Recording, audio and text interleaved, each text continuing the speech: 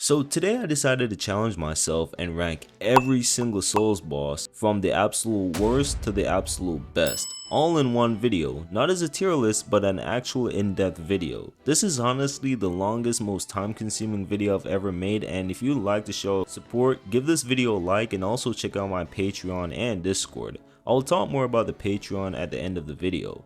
So what are the conditions for this? Well, I'm ranking every single Souls boss from Demon Souls all the way up to Elden Ring, and this includes most of the mini bosses as well. Now to be completely honest, bosses from the Chalice dungeons and certain mini bosses from Elden Ring won't make it on the list, because most of the Chalice dungeon boss fights are rather boring and some are just reskins, while in Elden Ring's case, some mini bosses are just regular enemies that were given a boss health bar. Don't get me wrong though, there are going to be tons of actual cool or important mini bosses that shows up on the list, mostly the ones I've encountered. Now I did say that this won't be your typical tier list video, but I'm gonna be ranking the bosses in different tiers, starting from F all the way up to S. One final thing before I get into the list, this is just my opinion. Not because I say a boss is better than the other doesn't mean that you should automatically change your mind and agree, unless of course you already agreed with it before. But without wasting any more of your time, let's get right into the list. And at the very last place at the very bottom of F tier, we have the Bed of Chaos. This piece of dog shit deserves this spot for a reason. I've never hated a boss fight more than the Bed of Chaos. Everything about it sucks. The arena is bland and boring, the boss moveset is also lackluster and annoying as hell to deal with, especially with the sweep attacks. The arena also crumbles, which can lead you to fall off pretty easily, and let's not forget the worst part, the platforming jump you need to make in order to get to the center of the tree. I literally had to change my jump input because for some reason every time I press L3 to jump, my character will just jump towards the left, and I think it's because the movement in Dark Souls 1 is a bit more sensitive, but that aside, making the jump safely is the worst part of the fight, especially since the boss will do an arm sweep every second. Overall, genuinely the worst boss fight in Soulsborne history, and difficulty wise I would give it a 10 out of 10, but for all the bad reasons. Look, I don't want to talk about this anymore. Moving on. Next up we have Mikolash, Host of the Nightmare, the second worst boss in Souls history. Now the reason why this goof gets this spot is because 90% of the time you're chasing him, and on your first encounter it's kinda hard to tell that there's a pattern to his run, but chasing him isn't just the bad part. Fighting him is also lackluster and underwhelming. I mean, in his first phase all he does is stand around and spam the tentacle attack over and over and over again while his puppets attack you. But the real worst part is the second phase where he just runs away from you again, and then you have to chase him into this room and fight him, but this time he has more attacks in his arsenal, and one of them being this annoying ass attack called A Call Beyond that can literally one-shot you. Dodging this attack isn't super clear, as most of the time you'll try to dodge sideways or behind and that would just get you killed. Overall, the difficulty on this boss gets a 9, and in terms of overall rating and enjoyment, well, he's in F tier for a reason. Next up for F tier we have the Witches of Hemwick. This boss ranks super low due to how lackluster the fight is, and just a side note, I'm gonna be using lackluster a lot in this video because my vocabulary is fucking ass. I need to start reading more books I guess, but I will try to use some other words, so don't worry. But you know what else is lackluster? These guys' moveset. All they have is an annoying ass grab attack and the occasional attacks from the weird creepy ass enemies they summon, but did you know that you could actually get rid of them by having insights? Look, everyone and their mom knows that, bro. And doing that just makes the fight even more easier than what it already is. But that's a good thing, because who in their right mind wants to spend 10 minutes of their time fighting the Witches of Hemwick? Absolutely no one, unless you're sick in the head, I don't know. Difficulty wise, the fight gets a 2 out of 10, and overall it's just a mid fight. Actually scratch that, it's way below mid, but it gets a pass for being super easy and not overstaying its welcome. Now we have the folding screen monkeys, an interesting idea for a boss. Basically they're based on the old Japanese proverb, hear no evil, speak no evil, see no evil, and do no evil, and each of the monkeys represent one of this. But with a boss with an interesting concept like this, there's no way they could mess this up, right? Wrong. The fight goes on for way too long and it's actually just a cat and mouse game. I do give them credit though for trying to make the players sit down and study a boss that doesn't just require swinging a big sword until the health bar goes down. But what if that's what I'm trying to do? Bro, come on, like ain't nobody got time to read the patterns of chasing 3 boring ass monkeys around. but I just want to bash some heads in with no strategies involved. But I can at least say that the fight can be done pretty quickly on subsequent playthroughs with the right strategy, and at the end of the day it's a pretty boring fight that overstays its welcome. Royal Rat Vanguard. It's just a bunch of rats, and the main rat has a mohawk, which is pretty funny, I'm not gonna lie. Armored Spider. One thing I realized with Demon Souls is that a lot of the bosses felt a bit gimmicky, this thing being one of them. There's not much to be said about the spider. Just go up, attack its thing. I don't really know what it is, but just attack it and run all the way back when it starts pissing all over the floor, because the ground is gonna ignite in flames. Dodges web attacks while running towards them, and rinse and repeat. So yeah, that's it. Just a regular ass boss fight. At least the design is kinda cool, I guess.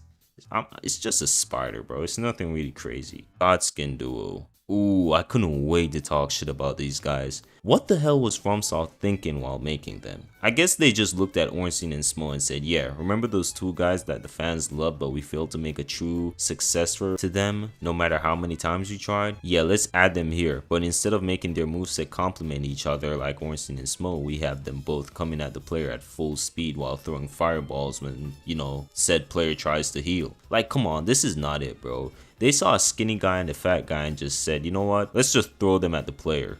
Again, their attacks don't complement each other at all. The big guy has this annoying ass rolling attack that sure you can stand on the pillars to avoid, but waiting for him to finish the attack takes so long. And not only that, but these guys have a lot of health, which can make fighting them without summons so unbearable. And oh yeah, the difficulty for them gets a 9. I don't even know why I'm ranking the difficulty. Yeah, don't be surprised if I don't rank the difficulty for half of these bosses. But overall, the Godskin Duo are just not it. They're not fun to fight at all. Capra Demon. Capra Demon is one of the most hated fights in Dark Souls history due to two things. The small arena, causing awkward camera angles, and the two bitch ass dogs that can stun lock you, causing the Capra Demon to kill you easily. The Capra Demon on its own is actually somewhat easy as his attacks are very easy to dodge.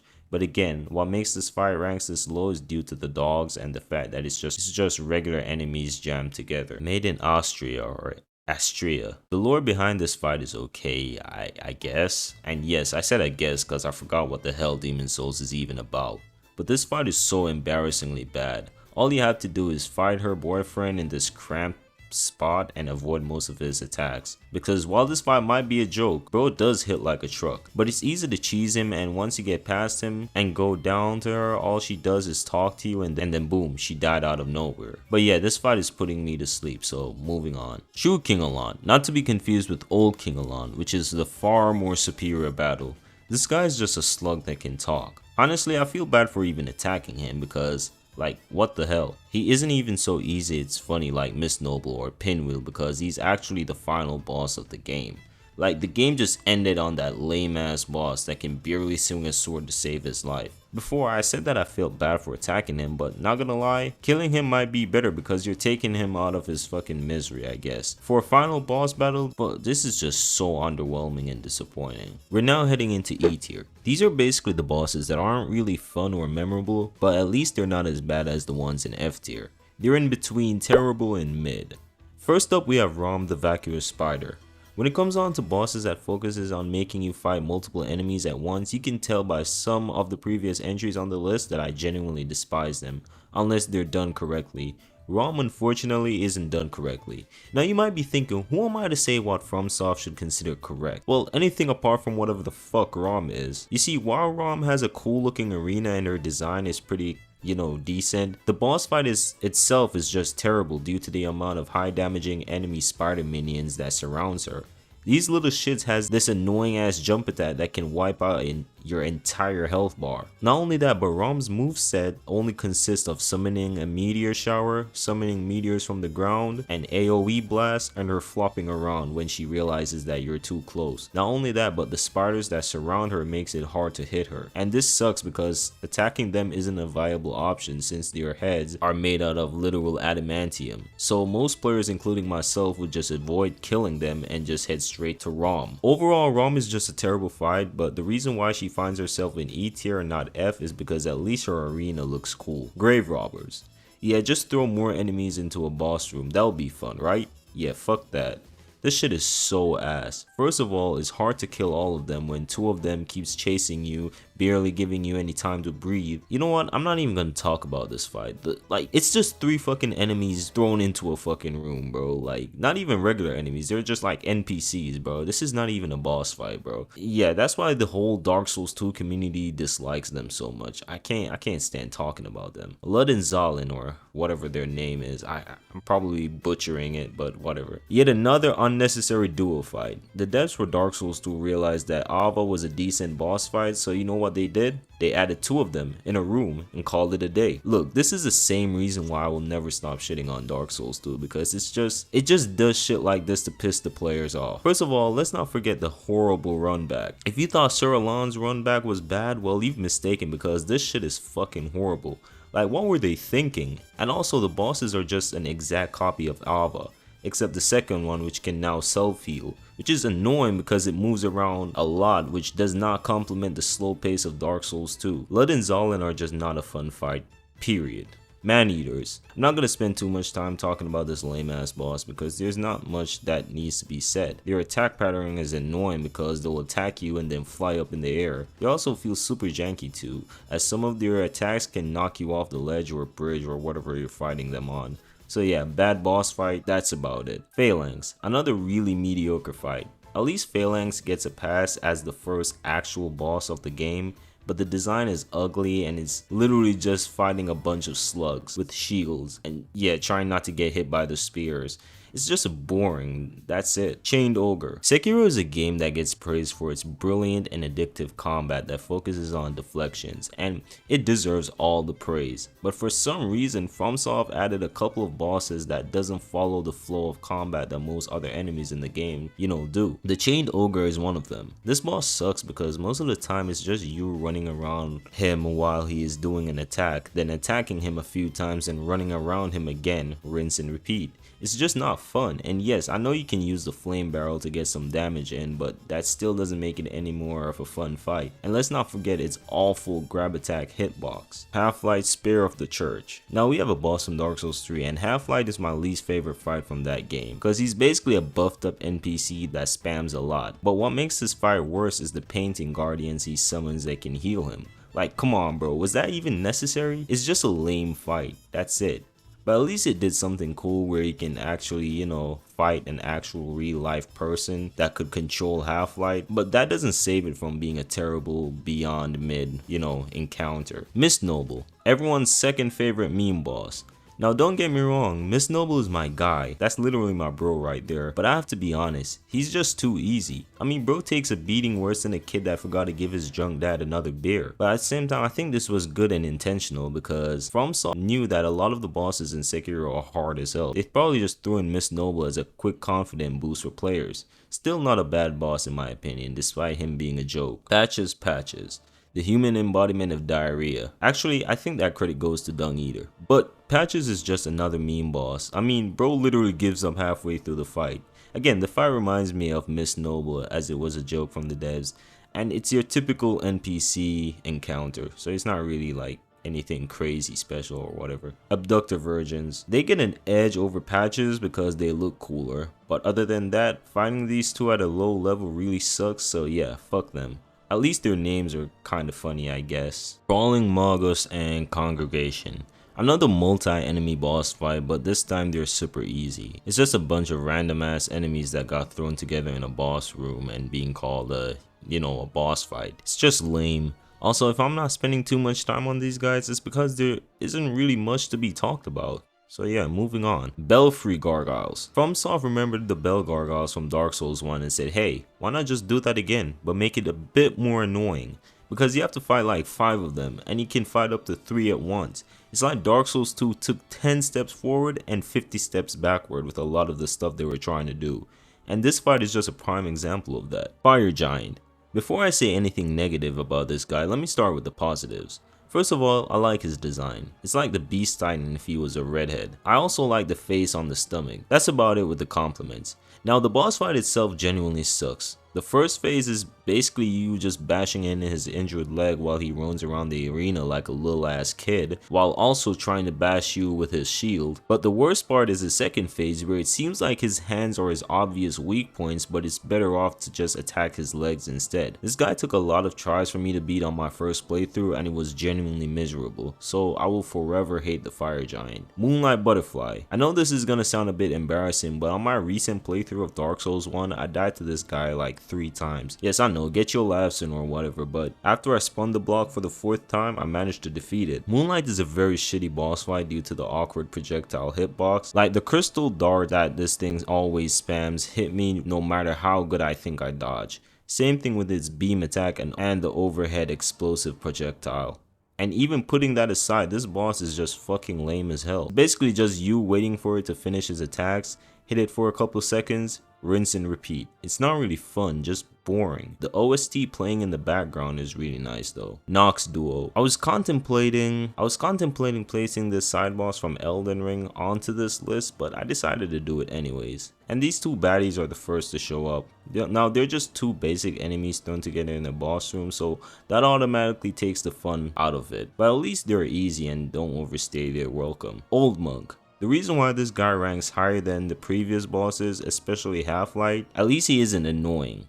And apparently, just like Half-Light, a random player can get summoned as the boss, which is pretty cool if you ask me. Blazing Bull. A boss that's similar to the Chained Ogre, to where he doesn't really follow the rules of the game. The best strategy is to just chase and attack until it staggers him. But yeah, it's just a boring boss fight that's, you know, not really fun. Sakura Bull. Just a bigger reskin of the Blazing Bull. The reason why I rank it higher is because it's prettier looking than it, but that's about it. Still the same lame ass boss. The Crystallians. I'm gonna rank all the Crystallian bosses together. They are the definition of okay. But one thing I like that gave me a scare on my first playthrough is the fact that they don't take a lot of damage until their skin breaks, and they go from scary and intimidating to pushovers. Their moveset is also something I'm 50-50 on. On one hand, I really like the robotic animations they have, but at the same time, they don't have a lot in their moveset. But these are just cave bosses, so I'm gonna give them a pass on roasting them. Deacons of the Deep. I don't want to start every sentence by saying, oh, these guys were bad, blah blah blah,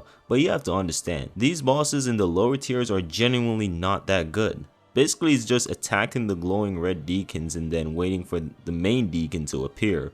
The fight is easy, but you can definitely die a couple times due to their ability to cover the whole room in cursed energy like it's Jujutsu Kaisen or some shit.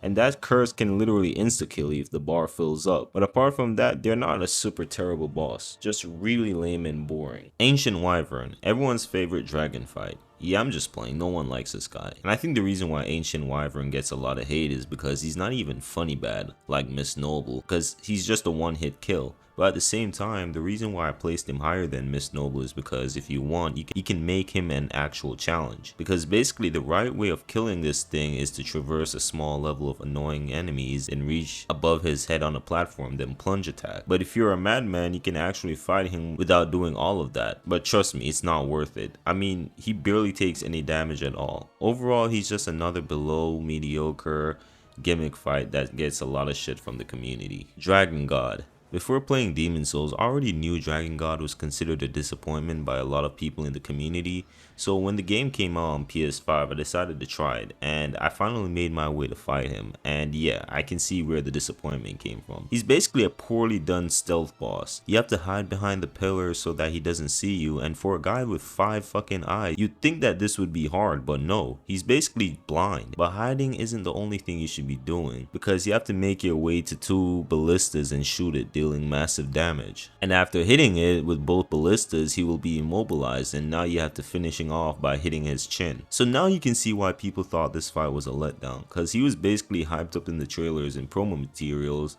He was literally the poster boy of the game, but unfortunately he was way too easy. By the way, side note, why the hell does it have 2 freaking ballistas pointing at him in his own boss room? Like what? Another weird thing is, isn't his name Dragon God? And you know dragons can fly, and it clearly has wings, so why not just fly? Whatever man, I'm not gonna think too deeply about it, but before I move on, I just want to say something. I don't believe a boss should be hard for it to be good. You can have an easy boss that's still really fun if it's done properly, and honestly, most times I prefer an easy fight done well compared to a super hard fight that's just hard for the sake of being hard. I just wanted to get that out of the way because I know it may sound like I'm just hating on any boss that's too easy or whatever, but trust me, that's not the case. Ceaseless Discharge. What the hell type of name is that? Ceaseless Discharge, like come on, y'all couldn't think of anything else? I'm gonna let it slide though because it's kind of funny. Anyway, Ceaseless is just your typical big boss towering over you while you're on a narrow platform or ledge. If you're confused on what I mean by that, do you remember those bosses that you'd fight in mostly like 2D platformers where there's some giant guy and you're fighting them on a small narrow platform like in Blasphemous or something? Anyways, that aside, Ceaseless is a boss that I don't like encountering, mostly because he's just lame. Yeah, sure, his design, while messed up looking, still looks cool in a weird way, but that's about it. Plus, I find it funny how you can just cheese him at the entrance and insta-kill him. Anyways, moving on. Centipede Demon. So reviewing this boss was a bit weird since it seems like I was a tad bit over leveled for the fight, so it ended in a short time. I even had my boy Solaire there hoping that this boss would, you know, put up more of a challenge, but no, he went down in a short time. But I'm gonna go off distant memory for this. The most I can say is that it's not really a hard boss fight. Just don't fight it at the entrance and you're pretty much good. The lava damage does suck though, which can definitely make the fight a bit harder since you're using around 1 or 2 of your flasks. But yeah, kind of an underwhelming boss fight, and the design is kind of just, I don't even like the design that much, but that's whatever. But yeah, that's kind of to be expected since it's not even the main boss in this region. And to be fair, the main boss of this region fucking sucks. We already talked about it. Pinwheel. Pinwheel is a very easy boss to the point where he basically became a meme in the series. Pinwheel's difficulty always felt weird to me. He felt like a super early game boss that was placed in a high level area. Maybe it was an inside joke with the devs, which is most likely the case as Miss Noble felt like one too. Thing is, the enemies around him felt way more intimidating and difficult, and so is the level design before and after facing him. In terms of movesets and attacks, I literally don't remember what his attacks are because by the time my brain started thinking again, he was already dead. So yeah, that's Pinwheel. Adon, Thief of Fire. With a name that cool, you'd think bro would spam anything other than this lame ass floating fireball, but no, he just spams that over and over and over again. Plus he's super easy. I'm not going to spend too much time talking about him because he feels like an NPC that they decided, you know, to make a boss fight. Fool's Idol. The boss fight is basically just hitting her till she disappears, summons her clones, and trying to find the right one, which is easy because there's only 3 clones. But the thing that's annoying about the fight is the symbol that appears on the ground that immobilizes you for like a couple seconds. But other than that, she's a weak boss and she's not really fun. Lone Shadow. To be honest, most of the Lone Shadow boss fights aren't bad, but the reason why they rank this low is because they always choose to battle you in the most cramped areas possible. I'm specifically talking about the one in the tunnel. I swear the camera was fighting me harder than this guy was. It's just, why would you play such an agile boss in such a cramped area where the camera is gonna mess up? I don't know, FromSoft definitely wants to see us suffer at times. But yeah, overall, these guys aren't bad. I'm specifically talking about the one in the tunnel. Snake Eyes. At first I felt awkward fighting these gunmen or women because their moveset used to confuse me, and they had that one annoying grab attack that they would do quite often. However, after learning their patterns, I realized that they aren't too bad. Plus, unlike the Lone Shadows, they choose to fight you in more open areas. Now we're gonna move on to D tier. These are the bosses that aren't bad, but just aren't super memorable. They have some enjoyable moments, but you're not gonna see any of them in anyone's top 10. First up at the bottom of D tier, we have the Valiant Gargoyles. Here we go with yet another unfun duo fight. I usually recommend fighting these guys at a somewhat higher level just to defeat them quickly. On their own, they're not that bad, but together they're really annoying, especially with the poison mist that can stun lock you for some reason. At least you have to only fight one of them until, you know, it reaches half health. Not a super bad fight, but just super unremarkable. Black Blade Kindred. This spot isn't only for Kindred, but for all the other solo gargoyle bosses. Now, to be honest, unlike most people, I don't really hate fighting these guys. Don't get me wrong though, I'm not usually super excited to fight them, but if I have the time and I want some extra runes, I don't mind fighting them. Now, Kindred can be annoying at times, especially with his, you know, destined death attacks, but its moveset is pretty easily telegraphed, making making it easy to tell when to attack from when not to attack, and that goes for all the gargoyles as well. Now the two main reasons why I think not a lot of people like these guys are the fact that they are reskins, meaning you have to fight them multiple times in the game, and also the fact that they can do a lot of damage, and sometimes they dodge a lot too, which sucks if you have a larger weapon. But overall, I don't think they're too bad. Trolls. Okay, so the reason why the trolls gets a higher spot than the gargoyles is because sure, there are reskins, but at least they aren't super hard, which means they don't overstay their welcome. Also, they just look funny. Be as champions. This boss fight in Elden Ring is a unique encounter that pits you against a series of NPC invaders, offering a refreshing change from traditional boss battles. Its dynamic, challenging, and lore-rich context makes it engaging and a memorable fight within the game's expansive world. Yeah, that's cap. I was literally so bored trying to find something interesting to say about these guys, I had to give up and ask ChatGPT for help. Not a super bad boss, but they're just so boring and unremarkable. Headless. Definitely my least favorite mini boss in Sekiro. I usually go out my way not to fight these guys because they're a bit annoying. Now I do give them credit because they require perfect deflecting, but it's the other aspects of the fight that's bad. First of all, they deal terror damage which can insta-kill you if the meter fills up. Second of all, their arenas slow you down over time, and third of all, you have to go out your way to get divine confetti in order to deal damage to them. And having to find a limited and scarce resource in order to fight a mid-boss is just weird in my opinion. Gaping Dragon. The Gaping Dragon is a fight that's not all that exciting, but it does its job well in my opinion. I think it's just an okay boss fight. What I found interesting is that his moveset, at least his crawling animation, reminds me of the magma worm from Elden Ring. Now in terms of difficulty, this fight was surprisingly easy. I mean, this thing looks scary as hell, so I thought it would be, you know, very challenging. Especially considering that I walked into the boss fight with only 3 flasks instead of the usual 5 or 10. Overall though, the Gaping Dragon is a mediocre encounter, but that doesn't mean it's bad or anything, cause honestly, while this fight lacks in challenge, it definitely does a great job at showing FromSoft's cool art style. Falling Star Beast, not the full grown ones, just the regular small ones. Not gonna lie, the design of these guys are really cool. Like, you're literally fighting an overgrown alien bull. Plus, for a bull, its moveset is pretty interesting and vast, especially its anti-gravity slam. While these guys aren't my go-to bosses when starting a new run, I can't deny that they are somewhat cool and fun to fight. Sometimes. Sin, the Slumbering Dragon. I know a lot of people praise Sin for being the best dragon fight in Dark Souls 2, but in my opinion, fighting him feels a bit lackluster. The fight itself kind of feels a bit janky as well. I don't know how to explain it, but I guess Sin kind of seems a bit stiff in his animation.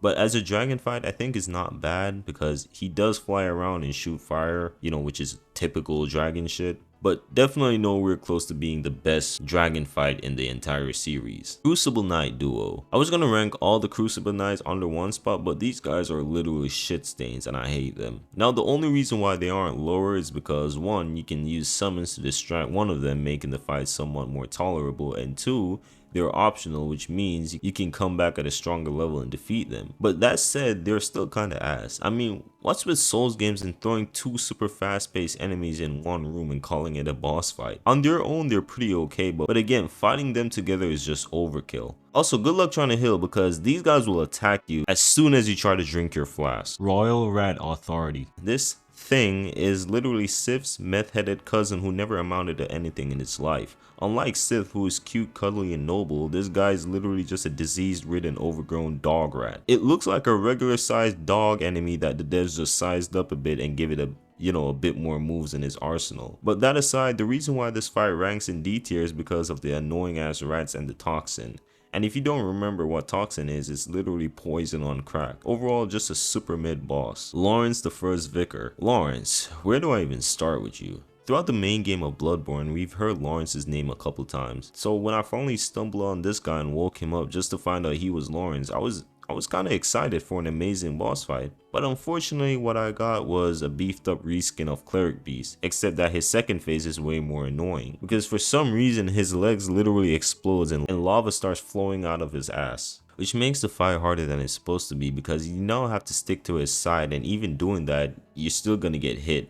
And he hits hard, trust me. Overall, he's just not really a good boss fight in my opinion. He's not super bad, but just not super good either. Wormface. Let's be honest, no one was expecting an S tier boss fight from a guy called Wormface. I mean, there's just not much to be said here. He's pretty easy except that his Deathblind miss can be really annoying to deal with, and overall it's just a basic fight. I mean, yeah, that's about it, cause let's be honest, no one cares about Wormface. Ancient Dragon.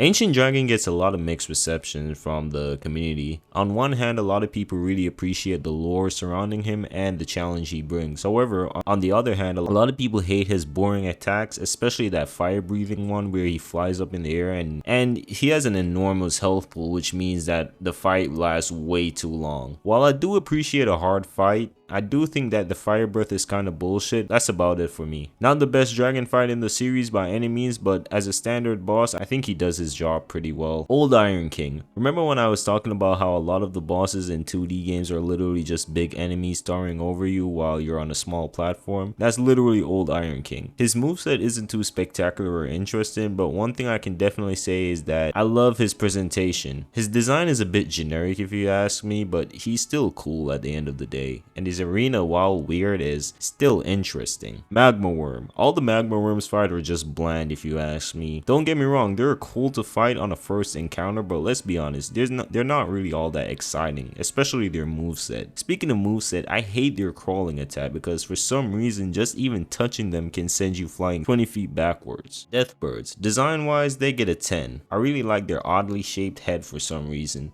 But other than that, they're not really super fun to fight, at least to me. They do have some cool attacks though, but I don't know, there's just something that I don't like about them. Also, speaking of design, I feel like they're like a cursed version of Tweety Bird or whatever, I don't know, I just realized that. Duke's Dear Freya. I'm not gonna lie, this boss is actually kinda cool. First of all, its design is awesome. It's literally a two-headed spider, and sure, its moveset isn't too outstanding as it just spams lasers all the time.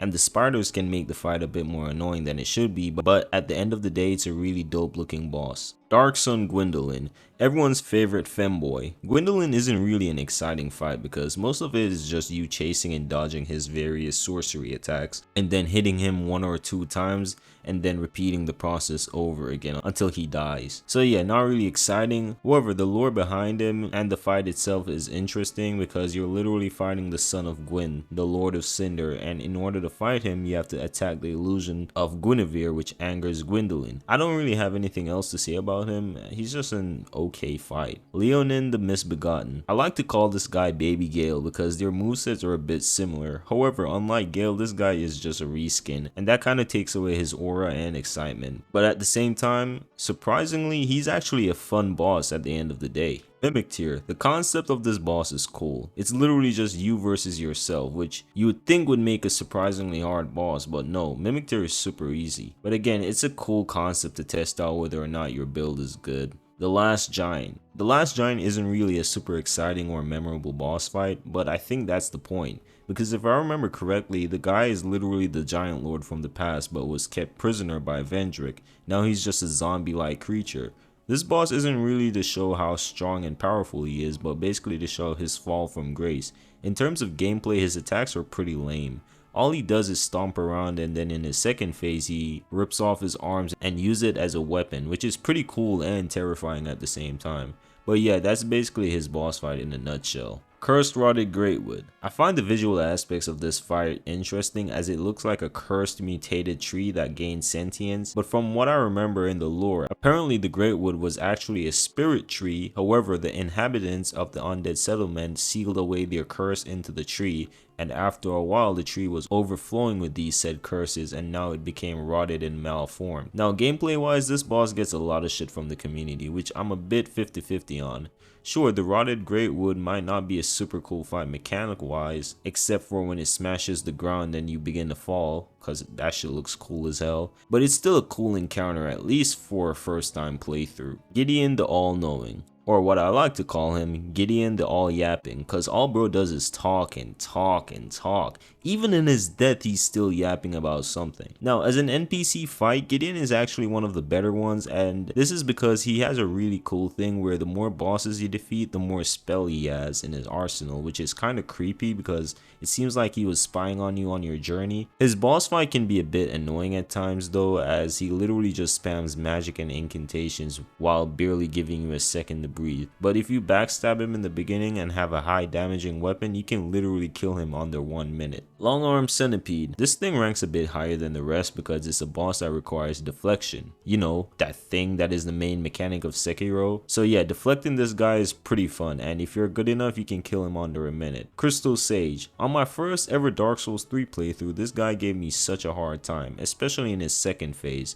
where he summons a bunch of high damaging clones, but on subsequent playthroughs he was really easy. It's not like there was some formula I had to figure out in order to beat him. No, it was just that I really sucked on my first playthrough. And come on, it was literally my first ever Souls game too, so count me some slack. Basically, all you have to do is just attack him until phase 2, hurry up and kill his clones while dodging his crystal sorceries, and then attack him, rinse and repeat, just like any other boss fight. Ashina Elite. This guy is just a stronger, more buffed up enemy variant of the other Ashina soldiers roaming around. This fight shouldn't be too long if you're good at deflecting, because all he does is the same move over and over until his posture bar becomes full. Not really a super cool fight, but it's kind of a fun one, to be honest. Tree Spirits. The Tree Spirits are some of my least favorite encounters in Elden Ring, mostly because of how weird their attack patterns are. Their attacks are so hard to read at times. Remember when I said that sometimes a boss with a simple, boring moveset can hold it back from, you know, ranking high?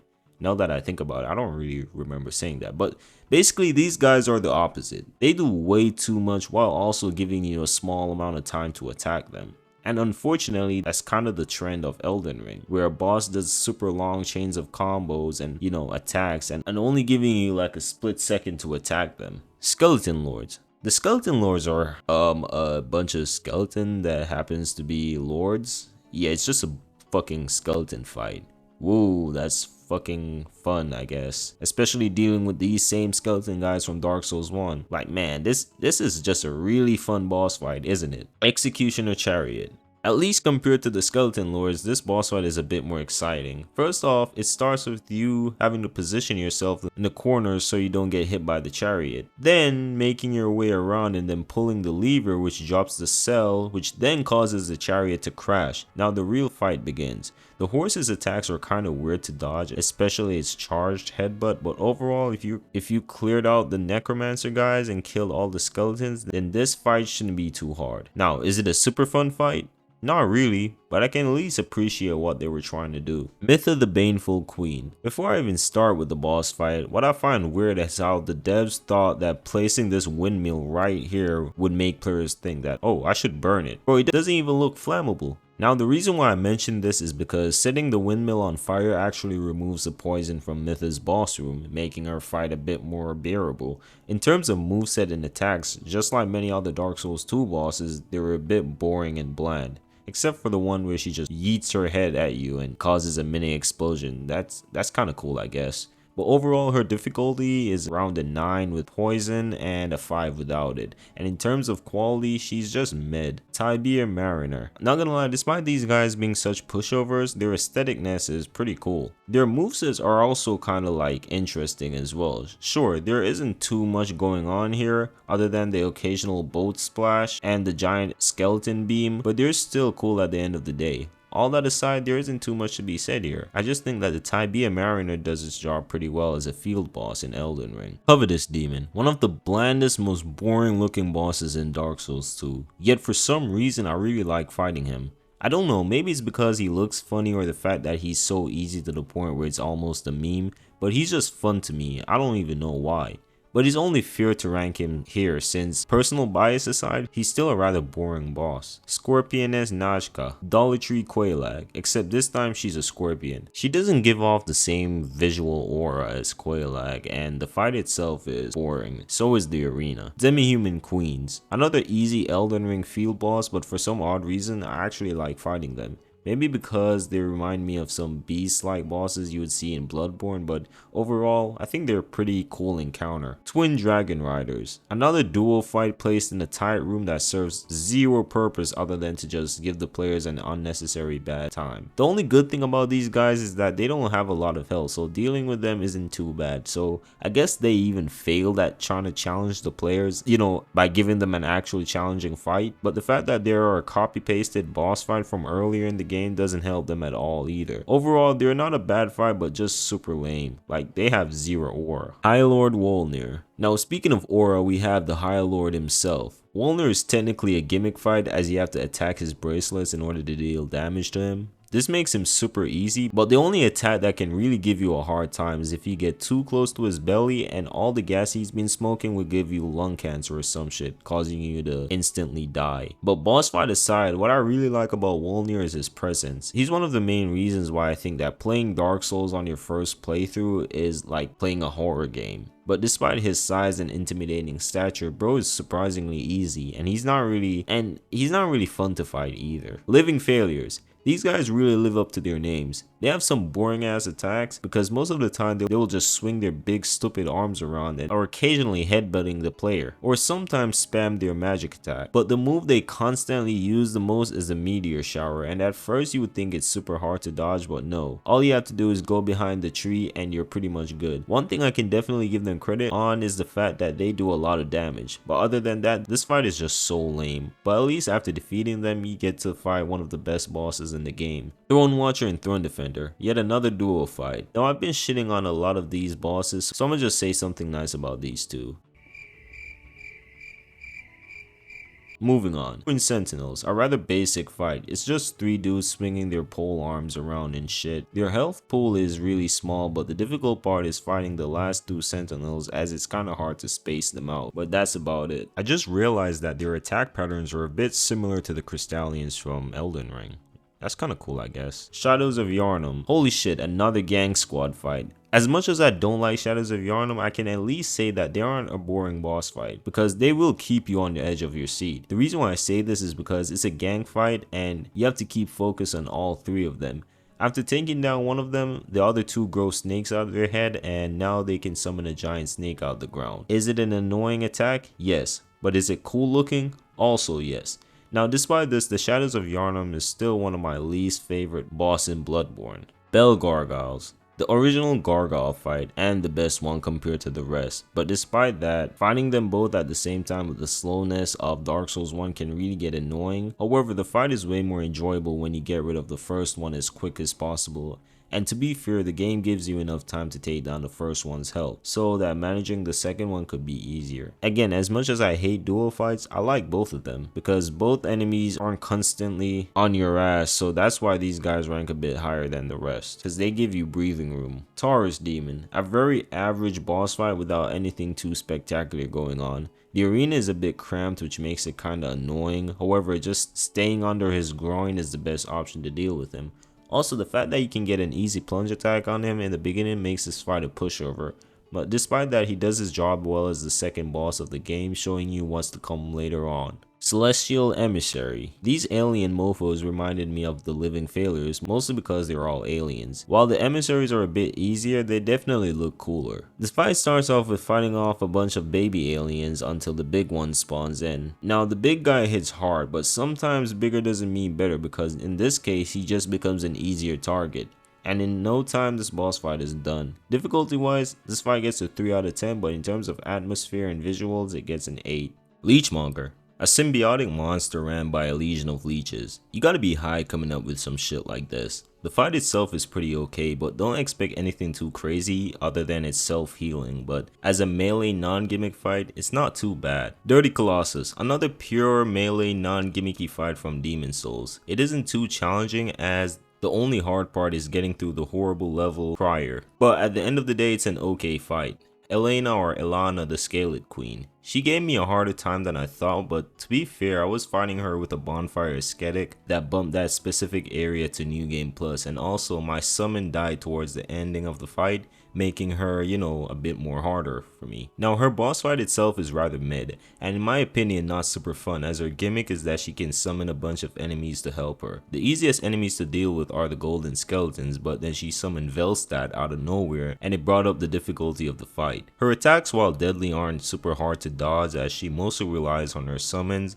and teleportations to catch you off guard. Overall, I don't really like bosses that relies on summoning enemies in order to make the fight more challenging. All in all, she's not super fun, but she isn't too bad either, and I can only assume fighting her on a regular game cycle makes this fight much more tolerable. Adjudicator. A gimmick fight that I find cool for some reason. All you gotta do is hit its stomach where it's injured, dodge his high damaging sword swings, and wait for him to fall so you can hit the golden bird on its head. That's basically the whole fight, but then again, I'm not gonna shit on it because I really like the design of this boss. The Rotten. The design of the Rotten is pretty cool as it's a bunch of bodies fused into each other creating whatever the hell this is, but in terms of gameplay, he feels like a mixture of the Adjudicator minus the golden bird of course, and the Dirty Colossus from Demon Souls.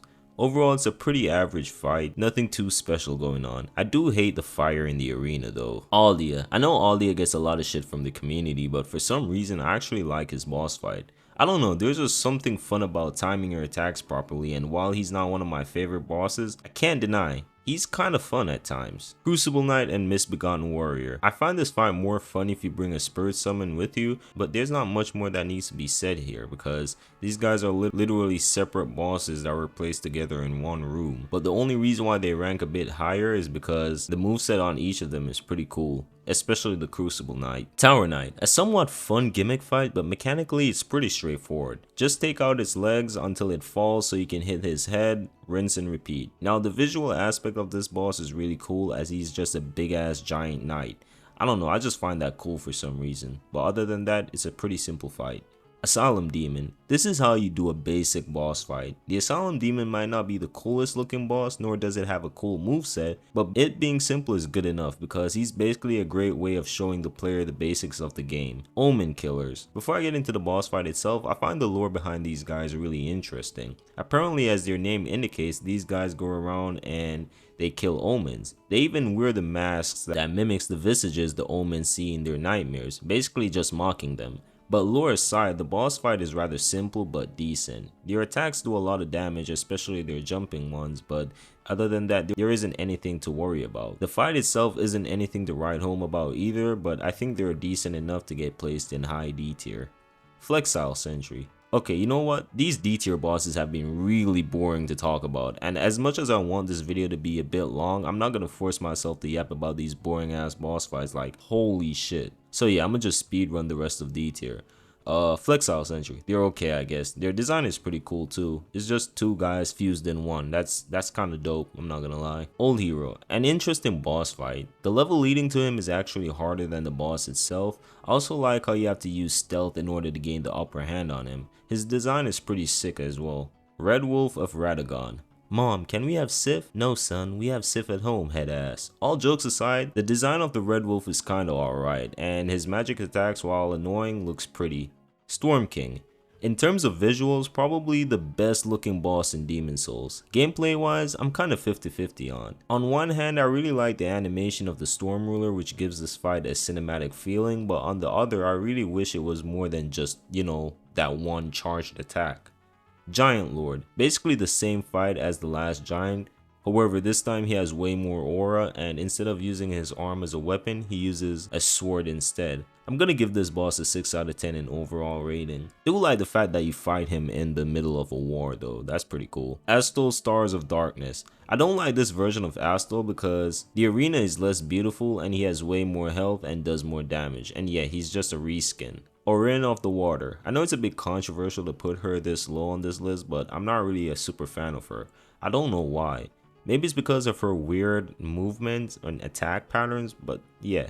She just didn't grow on me like how she did for some people. Her moveset is pretty cool despite it being weird, and her design is also simple but oddly beautiful, but again, I just didn't enjoy fighting her. The Drunkard and the Glutton. These guys are actually somewhat fun to fight, but the only thing holding them back is the entourage of enemies they have guarding them. But yeah, apart from that, they are some of the coolest mini bosses in Sekiro. Godskin Noble. I used to hate fighting this fat ass guy, but now I know how to deal with him. Kinda. I still think his rolling attacks and the rapid thrust attacks are bullshit. Vanguard Demon, a similar boss to the Asylum Demon. A pretty basic fight, nothing too crazy. Onyx Lord, his gravity magic attacks looks fire and his sword looks cool too. His moveset is also somewhat deep, which is surprising for a mini boss. So yeah, at least he was a fun fight. Fell Twins. I like how the boss room is just pitch black while these two monstrosities come out and start running towards you. It makes it feel like a horror game. Their movesets are similar to any other Omen creatures in Elden Ring because they are literally just regular enemies thrown into a boss room. But apart from that, I still like them. Okami leader. Remember the footballers in Sekiro? This guy is basically one of them. Believe it or not, I actually like fighting him, especially when it comes on to lightning reversal because it's a pretty fun mechanic. But I wish he had at least 2 health bars to make the fight a bit more challenging. Godskin Apostle. On his own, the Apostle is actually not a bad fight. His moveset is dope and the Black Flame incantations make it even better. The only thing I hate is when you try to heal and he would just immediately throw a fireball at you. But apart from that, he's way better than the Godskin Noble. Guardian Dragon. To be honest, the only reason why this guy is this high in D tier is because I have a soft spot for dragons, believe it or not, and the arena looks nice. I mean, it looks like a giant bird cage. Cleric Beast. The Cleric Beast does an amazing job as a first boss because it shows the players what to expect from most beast-like bosses that's to come later on in the game. His attacks aren't anything special, but the aggressive nature of it makes it clear that the game rewards an aggressive playstyle, and I really like that. Plus, remember when I said that most bosses in D tier aren't memorable? Yeah, I take it back, because everyone remembers the screaming entrance of Cleric Beast. Headless Ape. This is another fight that probably shouldn't rank this high, but then again, it's D tier, so who cares? This boss isn't really fun, mostly because 1, it's a duo fight, which is weird, because Sekiro's combat system is mostly focused on one-on-one encounters, and another reason why this fight kinda sucks is because it's basically the first and second phase of the Guardian Ape fight put together, but this time you have to battle them at the same time. At least the female ape is somewhat easy to take down, but overall this fight shouldn't exist. To be honest, I think I should have ranked it a bit lower, but I'ma just let it slide. Full grown Falling Star Beast. Pretty much the same fight as the regular Falling Star Beast, except it's a bit bigger and has a bit more attacks. I think the fight is pretty cool, but everything I said about the baby Falling Star pretty much applies here, except that he's bigger, which I like. Pause. Black Knife Assassins. They're all pretty decent fights and they also have a lot in their arsenal. The only thing holding them back is that they could have been a bit more flashy with some of their attacks, but that's just me though. And finally, at the top spot of D tier, we have Udex Gundyr. You know what's crazy? I used to call this guy Ludex until I made this video. For some reason, I always thought it was an L, but no, it's an I. Okay, that aside, out of all the first bosses I've mentioned so far, Gundyr is probably the best one tutorial wise. The reason being is because moving from Dark Souls 2 to 3, you have to get used to the faster paced combat, and Gundyr teaches you that very quickly. So no more strafing around and attacking, because this mofo will literally swing his halberd behind his back to attack you. He also teaches the players that never played Bloodborne that you have to watch out for the second phases, because most bosses in this game have that. At the end of the day, he's a good fight and an amazing first boss. And we're at the end of D tier. Finally. For some reason, D tier had the most bosses in it, but thankfully we're finished. But before we move on, I wanted to say that D tier had at least some enjoyable fights in it. However, while some were enjoyable, they're definitely not bosses that I'm excited to fight.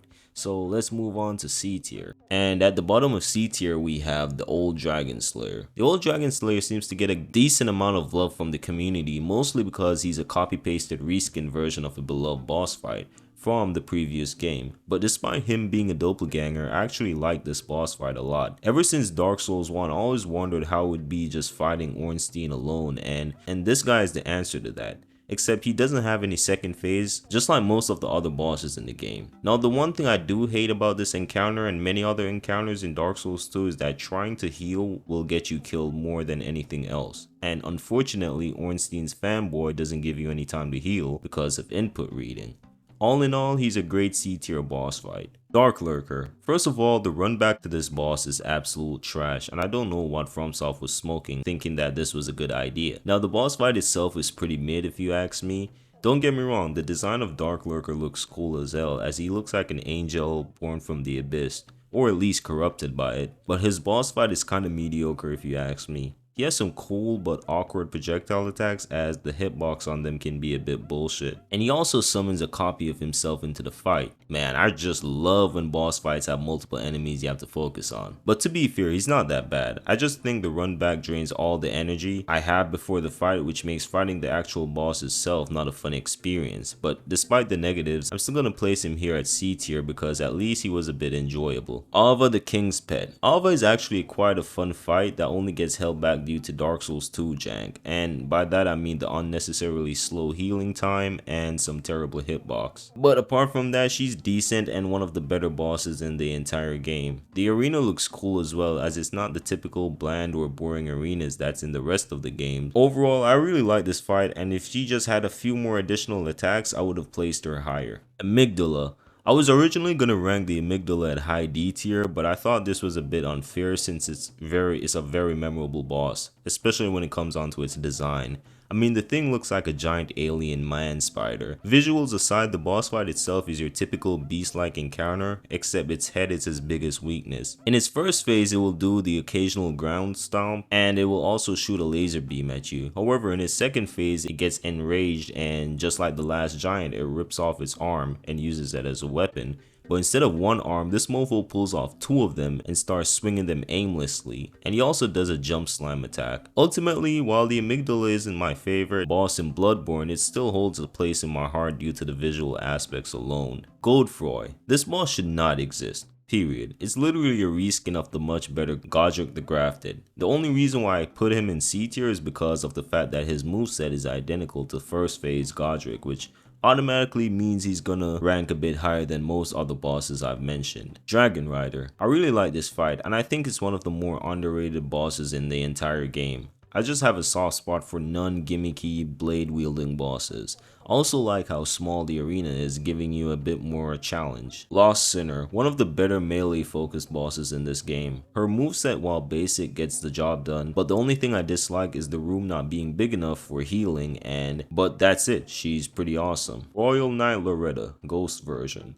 The Ghost version of Loretta is a pretty decent boss fight, especially considering the fact that it's supposed to be the weaker version. The only thing that can be a bit annoying about Loretta is her magic spam. Now I know some of you might be wondering why I'm not as upset with Ghost Loretta compared to Godfroy, even though they are both reskins of a better boss. Well, that's because Godfroy is a reskin of Godric, who is literally supposed to be a demigod, and the demigods are like the main bosses of the game. Not only that, but Ghost Loretta feels more like a clone created to guard the Carian Manor, while Godfroy is literally supposed to be another person who was a part of the Golden lineage. But instead of giving him his own unique design and moveset, they basically reused Godric. Basically what I'm trying to say is that one of them had a great excuse to be a reskin boss, while the other one felt like a lazy excuse. Blue Smelter Demon. The Blue Smelter Demon is a boss that gets severely dragged down because of the runback, and I know you might be saying that a boss fight should be judged based on the boss itself and not anything around it, and to that I have to disagree. Just a little. You see, the more annoying and frustrating the runback of the boss is, the more mentally frustrated the player is going to get while fighting that same boss. So in some ways it does affect the boss fight itself, and that's a shame because Blue Smelter is an actual decent boss fight.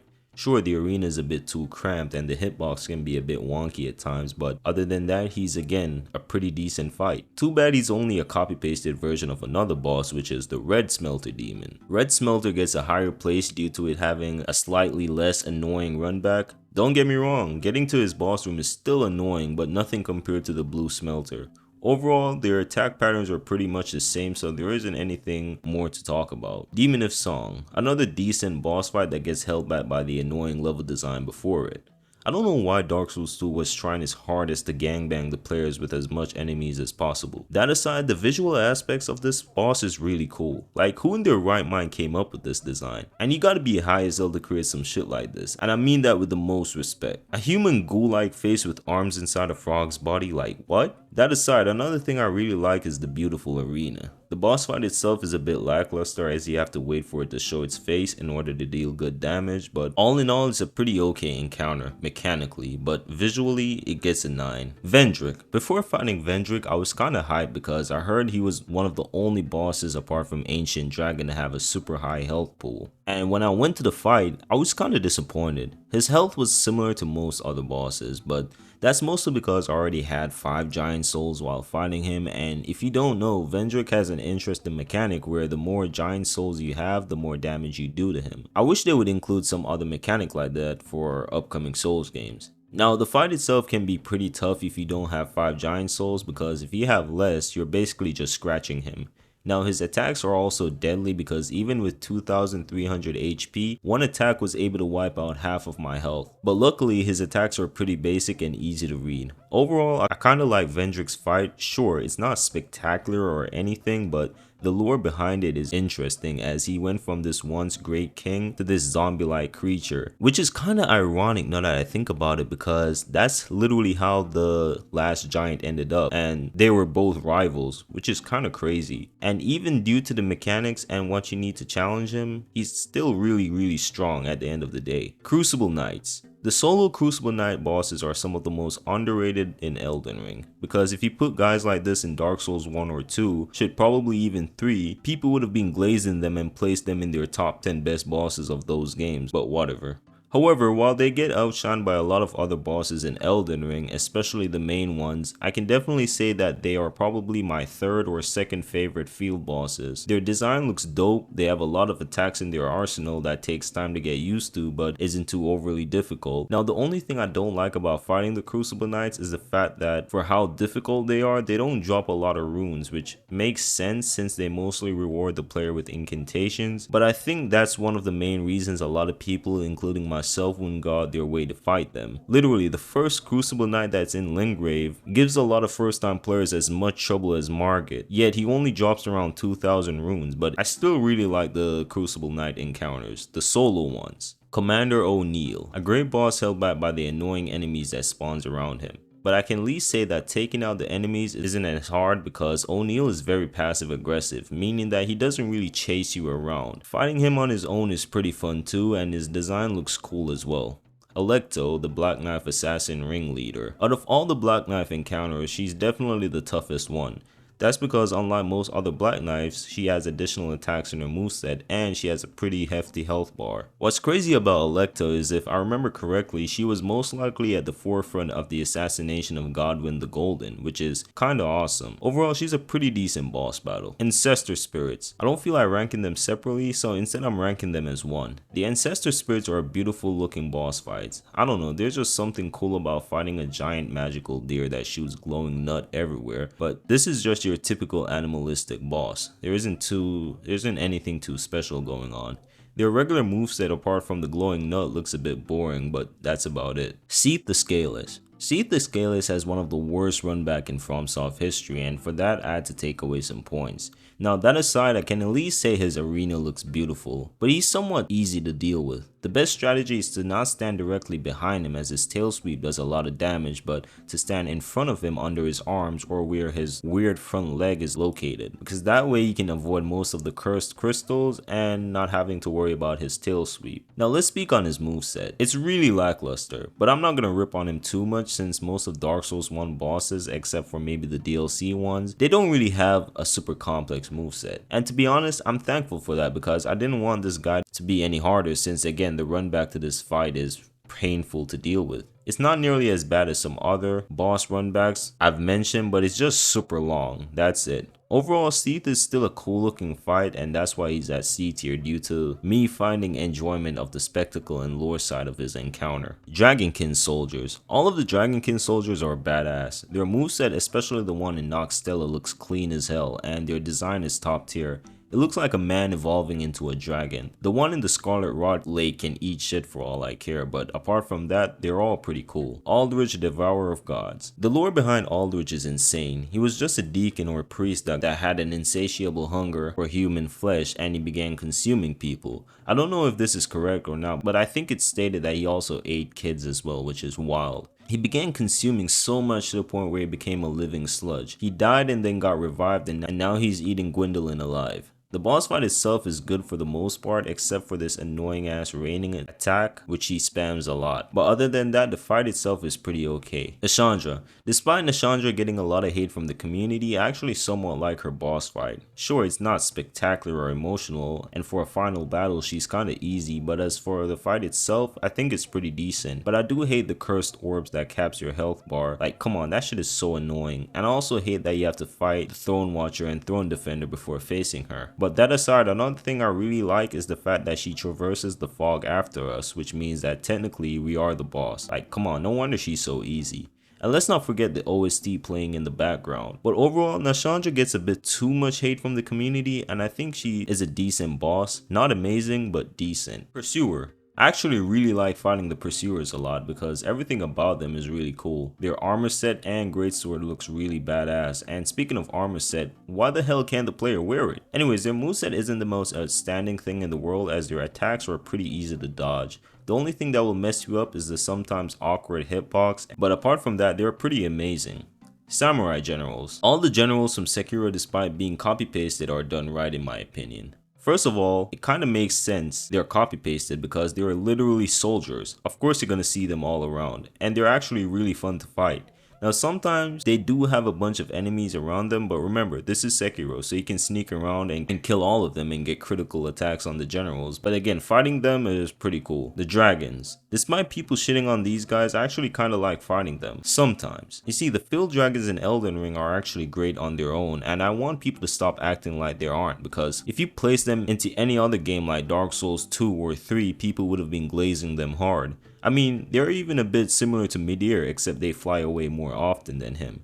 Now the only thing I kinda hate is the fact that most of them are reskins, and yes, I did say that I don't have a problem with reskin bosses if they make sense, and in this case they do, cause they're literally dragons, but they could have made them, you know, a bit more interesting and gave them different movesets to not make the fights get super boring after a while, but I understand it would take a long time to do that. But still, it would make the encounters more fun. But as I said before, I think they get too much hate, that's all. Yorm the Giant. I remember seeing this big ass man running towards me and I thought I would have the hardest time ever. And that did not turn out to be the case because the Storm Ruler was sitting right there and it makes the fight a complete joke. Now despite that, Yorm is still kind of fun in a way because you have to time your charge attacks carefully or he will knock you out of the animation, but other than that, there's not much that needs to be said about this boss fight because it's pretty straightforward, but unlike others, I think it's, you know, pretty good. Iron Golem. First off, let me just say this, the boss design is fantastic. It feels like you're fighting this giant robot, which I don't know, I find pretty cool.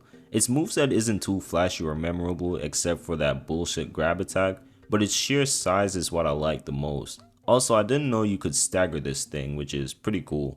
So yeah, not much more needs to be said, it's just a decent boss fight, and that's why it's in C tier. Murgo's Wet Nurse. You know what's crazy? This is when the bosses in Bloodborne starts getting better again. And I say this because in the beginning of Bloodborne you have some amazing encounters like Father Gascoigne, Vicar Emily, and Parl, while a lot of the other bosses were kinda mid. At least in the base game. But the Wet Nurse is actually really fun. I like how when you attack her it sounds like you're hitting metal, and the visual design is pretty cool too. I also like the lore behind this fight as she's the protector of Murgo, who is an infant great one, and your whole journey was to kill it, so now you have to face her before getting to Murgo. The fight itself is also pretty cool, especially the second phase where the whole room goes dark and she summons her clone. Overall, she might not be like my favorite boss in Bloodborne, but she's definitely a good one.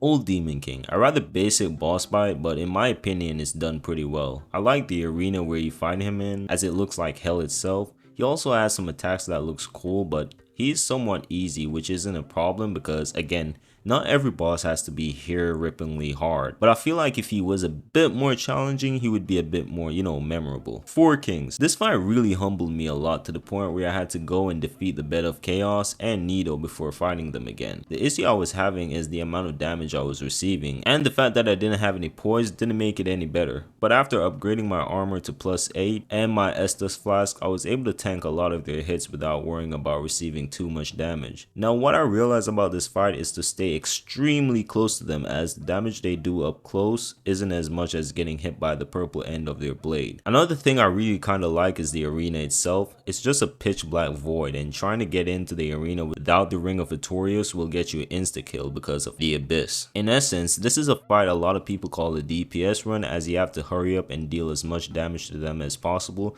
and get the fuck out of there. At the end of the day, it still provides a decent challenge for the player, but if you ask me if it's one of my favorite fights, I would definitely say hell no. But not because I don't like it doesn't mean I can't really, appreciate what the devs were trying to do. Flame Lurker. This guy's one of the coolest bosses in Demon Souls, mostly because of his visuals.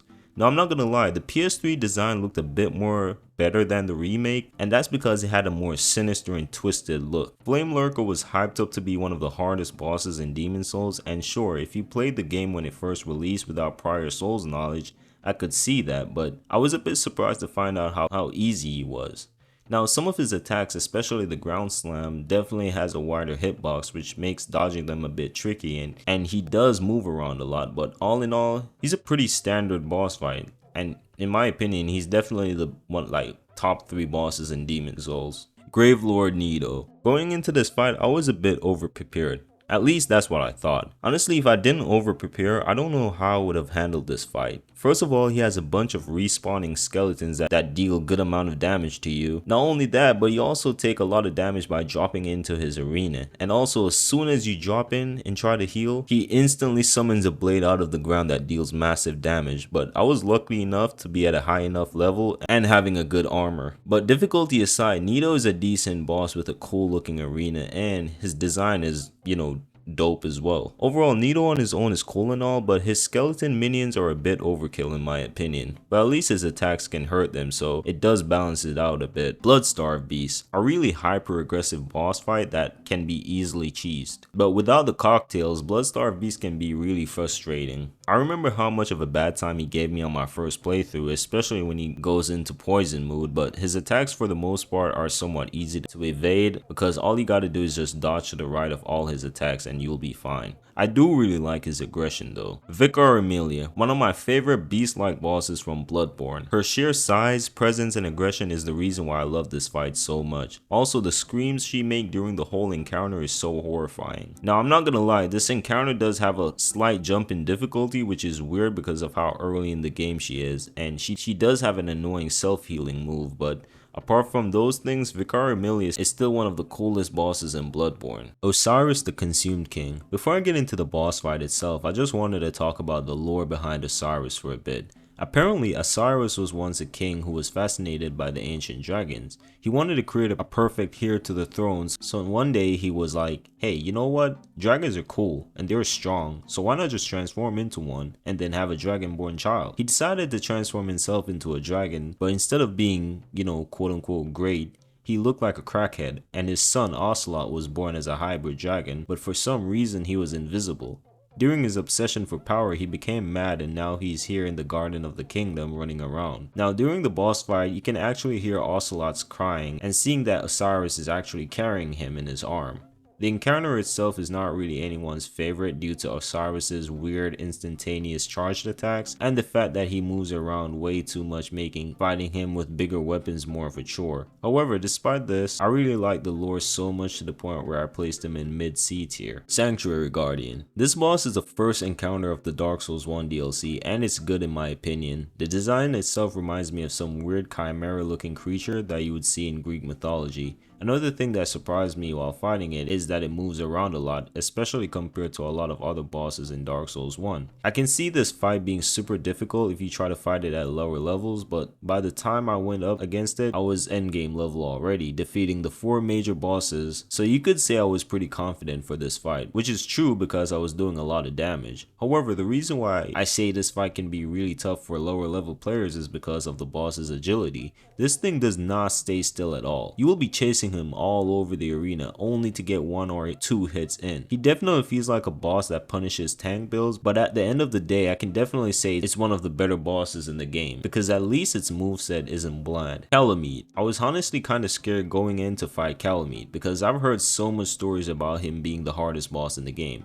but after defeating him, I kind of disagree about the whole hardest boss statement because Monos is still way harder than him. However, Calamide is still a great dragon fight, and honestly, I'm impressed with him, since he was from Dark Souls 1, a much more slower paced game. His attacks are cool, especially the eye gravity slam, and one thing I realized while fighting him is that you have to be agile. I literally had to remove my Elite Knight armor set to a much lighter one and equip the flip ring so I was mobile enough to keep up with him, because despite his size, this guy flips around a lot, and being slow and heavy isn't gonna help. But nonetheless, Calamide is a great boss fight at the end of the day, and he's definitely in my top 10 for best Dark Souls 1 bosses. 7 Ashina Spears. Man, these guys gave me such a rough time on my first playthrough, but they're some of, if not my favorite mini-boss encounters in Elden Ring. I don't know why, but there's just something so satisfying about pulling off a successful Mikiri counter. Also like how if you implement stealth properly, you can get a drop on the one in the starting area of the game. But overall, both Ashina Spears are great, even though I don't like the fact that they made the second one have another strong enemy with him. But at least you can stealth kill that said enemy. But yeah, great bosses. Commander Nile. If you asked me what was my opinion on Nile a year or two ago, I would have told you that he was one of the worst bosses in the entire game of Elden Ring, and that he could rot in hell for all I care. And while I do believe that he should, still go rot in hell, he's definitely not one of the worst bosses in the game. Because at least now I can take down his 2 soldiers pretty quickly, making the fight way more fun. They were the main reason why I used to hate this fight so much. And to this day, they're still the main reason why I don't really like fighting him. Now, fighting Nile itself isn't on millennia levels of difficulty, but he's still somewhat challenging, mostly because he doesn't really give you a lot of time to attack him, and sure, some of his attacks are easily telegraphed, but as soon as he does one, he starts immediately attacking you before you could finish your animation. But on the spectacle side of things, he's definitely a cool looking boss fight, so I give him that. Now, it might seem weird to rank Commander Nile over the Ashina Spears, but again, in terms of visuals, that's the reason why he gets bumped up. Priscilla. First of all, if you fight Priscilla, you're automatically weird to me, but for the sake of this video, I had to.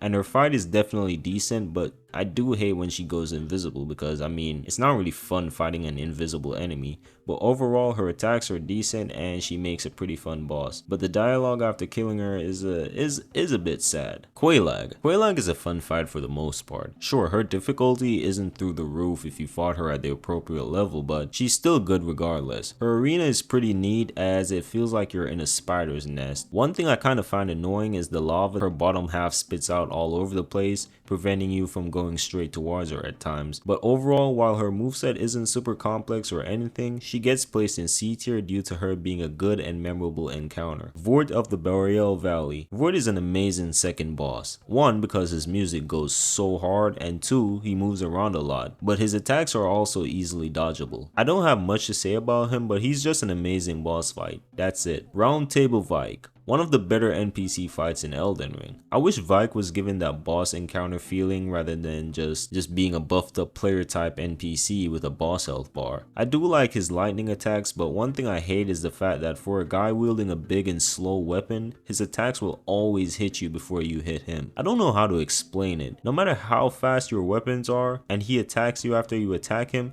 his spear will always hit you before you get to hit him. I don't know, maybe I'm just bad, but other than that, I wish his boss fight was treated with more love, due to him being on the literal cover of the game. And his lore is also interesting due to the fact that he was the closest to becoming the Elden Lord before us, but he abandoned his mission to save his maiden. At least that's what I remember. Overall, he's a decent enough boss to be ranked in C tier. One Reborn. The One Reborn looks like if someone took a shit and it mutated into whatever the hell this thing is. The cutscene for this boss was actually pretty cool. Disgusting but cool. The fight itself reminds me of the Tower Knight, where you have to kill the ranged enemies on top before fighting the actual boss. But unlike the Tower Knight, this guy isn't really a gimmick and it actually puts up a fight. It has some attacks that can literally one-shot you if you aren't careful, especially the one with the raining bodies. But if you know what you're doing, this boss can be a walk in the park. Overall, I think it's a pretty decent boss. Sure, its movement is limited and it has some annoying attacks, but overall, it's still one of the better fights in the main game of Bloodborne. Erdtree Avatars. Despite a lot of people hating on them, I actually really like fighting these guys, except the Scarlet Rot ones. The reason being is that they have such a simple but cool moveset, and that's kind of refreshing after fighting multiple enemies with insane combos. They're also an upgraded version of the Asylum Demon from Dark Souls 1, and come on, who doesn't love the Asylum Demon? Gyobu Oniwa. This man is underrated. He enters in by screaming his name out the top of his lungs, and he's also on an overgrown horse. Now, in terms of Sekiro main bosses, he isn't really in my top 5, but I can't deny, his fight was pretty amazing. While there isn't anything too spectacular about it, it plays well, and to be honest, that's all I want. Gyobu is one of those bosses that requires you to stay close to him, as he oftentimes retreats from the player, but thanks to the grappling hook, he can keep up to him pretty easily. Again, he doesn't have any crazy super attacks or any other cool thing in his encounter other than him riding a horse, but at the end of the day, he makes a good boss fight. Renala. First of all, let's get this out of the way. Renala's first phase, while not bad, definitely hinders the fight a lot. It's pretty similar to the Deacons of the Deep, where you have to attack the enemy with the glowing aura around them, only difference being that after killing the 3 clones with the golden aura, Renala's bubble bursts, and you have to attack her until the bubble forms around her again, and you have to repeat the process again until she runs out of health. This can be a drag if you don't have a high damaging weapon, and to be honest, as much as I like the creativity of the first phase, it's still kinda boring. Now the second phase is where everything kicks into place. Her daughter Rani the Witch comes in and uses her domain expansion, and now you're fighting Renala in her prime in one of the top 5 best looking boss arenas. The fight itself is pretty exciting, and I really like how they make her feel like an actual sorceress with the amount of magic attacks she has in her arsenal. Now sometimes these magic attacks, while beautiful, can be really annoying to deal with, especially since they do a lot of damage. Most times she'll just spam them continuously, and once you get close to her, she immediately summons an enemy, whether it's a dragon, a bloodhound knight, wolves, or a troll. They can definitely make the fight more annoying, but at the same time, I kinda like this because it gives a sense of difficulty for a somewhat easy boss. Just make sure you have a good amount of health while fighting her. Regular Tree Sentinels. The Tree Sentinels are some of the coolest bosses in Elden Ring, and I'm pretty sure they give a lot of players PTSD. I remember going outside for the first time, seeing one of these guys and being super overconfident, only to get my ass torn out a million times. They for sure know how to humble new players, and I kinda like that. Their design is also sick, and I'm disappointed that we won't get armor skins for Turret, because it would be awesome if we could just Turret like a Sentinel horse. Come on FromSoft, that's literally a missed opportunity right there. That aside, the Tree Sentinels doesn't really have like any attacks that are hard to dodge except for that trash ass shield bash, so all it takes for you to beat them is patience and just knowing which attacks to punish. Overall, they are what I would call a medium difficult boss fight, since their attacks are pretty easy to dodge. It's just that 1, they hit hard, and 2, the shield bash had some, weird hitbox on it. All in all, the Tree Sentinel serves as great mini bosses.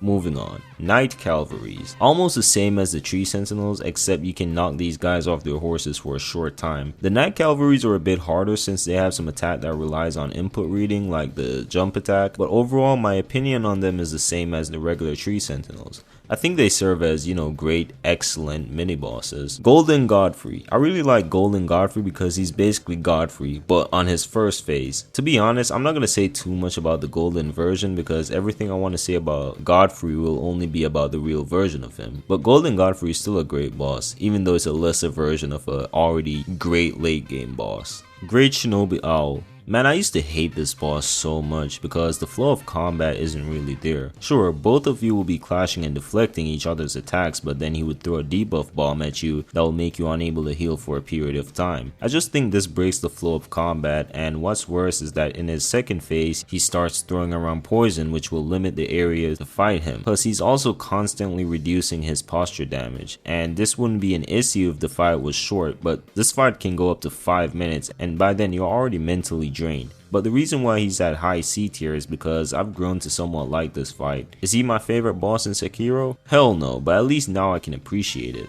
Dark Beast Parl. Visually, Parl is one of the best looking bosses in Bloodborne. I mean, he looks like you're fighting Thor's rejected pet or something, and there's just something so unnerving about his body. Like, it's literally a walking animal skeleton, but its skull resembles a human, and there's literally no organs or anything. What's even weirder is the fact that we don't even fight him in a nightmare or a dream, so how the fuck can he even walk? You know what, I'm not gonna question the game that literally made me witness the sky giving birth. so I'm putting all that aside. In terms of difficulty, I've heard mixed reception. Some people say he's easy and some say he's hard. Others say he's in between, but for me, he's in between. I can see if you haven't leveled up your weapon and your health, how he can easily decimate you, but if you do those things and challenge him, you will have a way better time.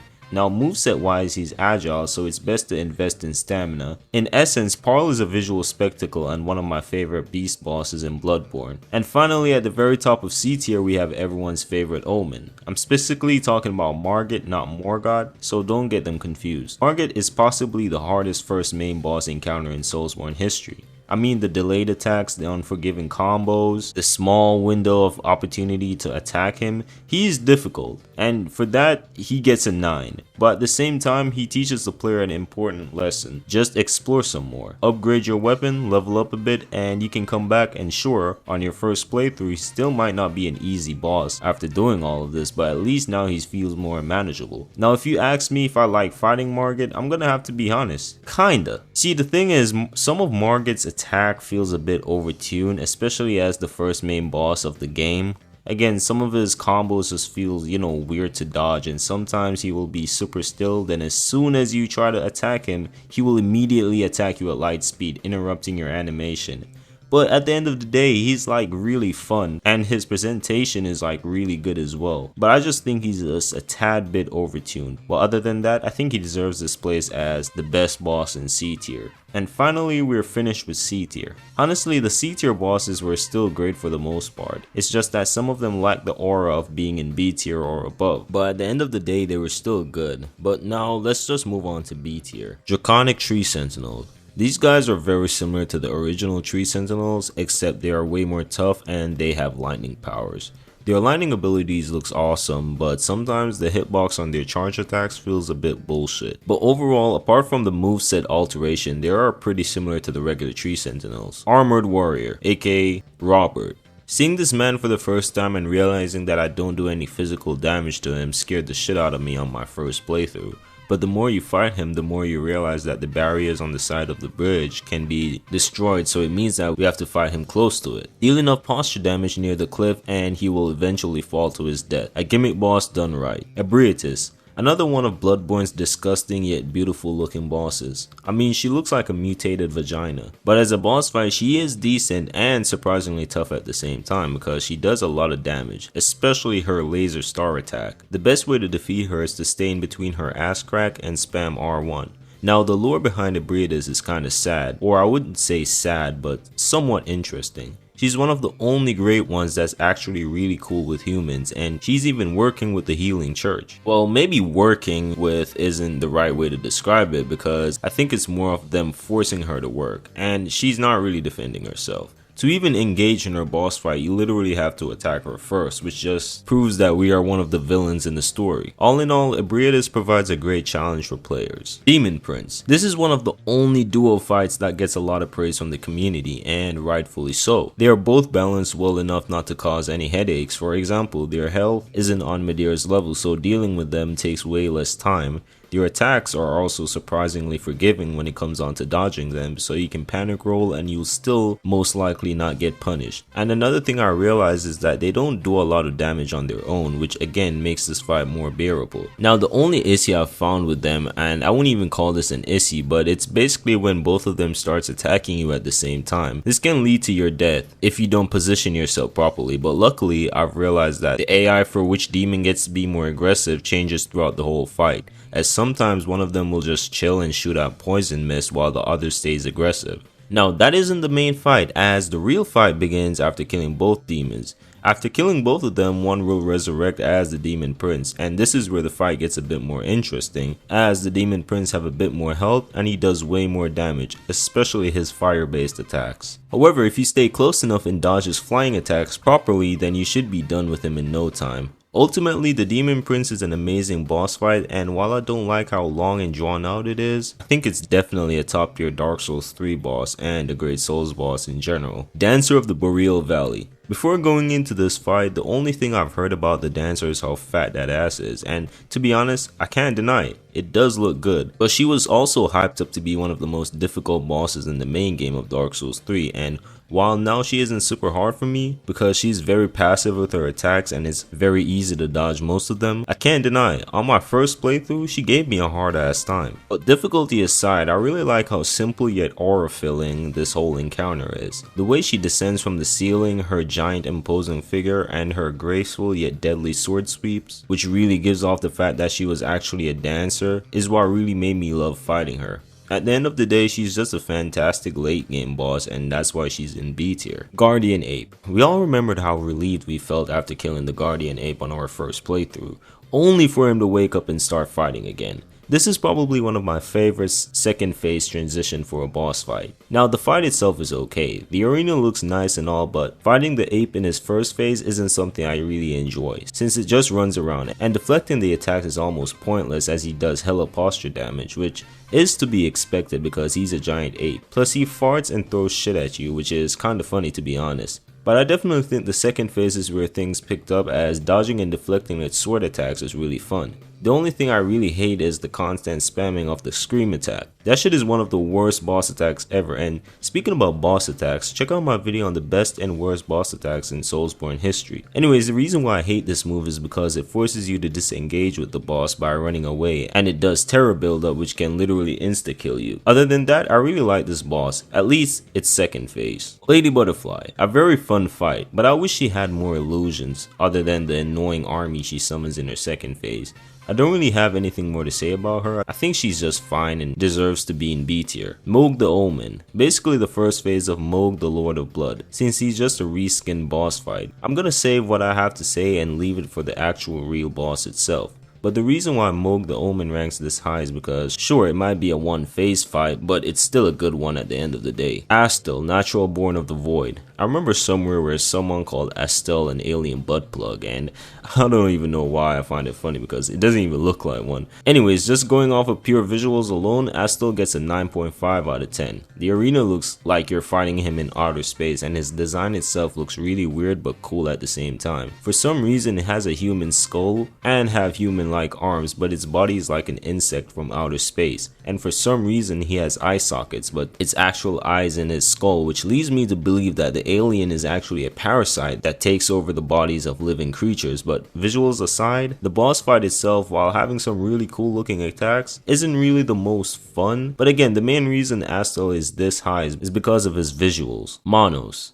Monos is a really good boss, and I was so glad that I was dealing good damage to him because I knew if I had a shitty weapon, this fight would have took forever. He was able to get me the first couple times, but it took me 3 tries to beat him. The key is to have an armor with good poise and defense so that if he hits you, you'll just stagger and not fall to the ground. His moveset is cool as well. He's probably the only boss in Dark Souls 1 with such a crazy move apart from like Artorias. I mean, he even has a combo string of 4 to 5 attacks, like it's crazy. But something I didn't really like is the amount of damage he deals with his magic. It felt like he could one-shot you even if you have high amounts of health. And I also know you can use the silver pendant to avoid it, but sometimes he does the attacks so fast, reacting to them can be an issue. However, Monos is still a great fight at the end of the day, and he earns my respect as the hardest boss of Dark Souls 1. And also one of the best. Velstad. Now some of you might be a bit mad that I rank Velstad higher than some other bosses, and the reason why he's this high is because while he may be a super easy fight and his moveset very basic, I don't know, there's just something fun about fighting him. I've mentioned before that my favorite types of bosses are humanoids that are melee focused, and he happens to fit in that category. His boss fight isn't really super crazy or anything. In his first phase he attacks you with easily dodgeable attacks from his hammer, and in his second phase he buffs himself to where he does more damage and takes less. But to be honest, the fight is still easy, so there's nothing to worry about. Overall, he makes an excellent boss fight despite his lack of challenge. Elden Beast and Radagon.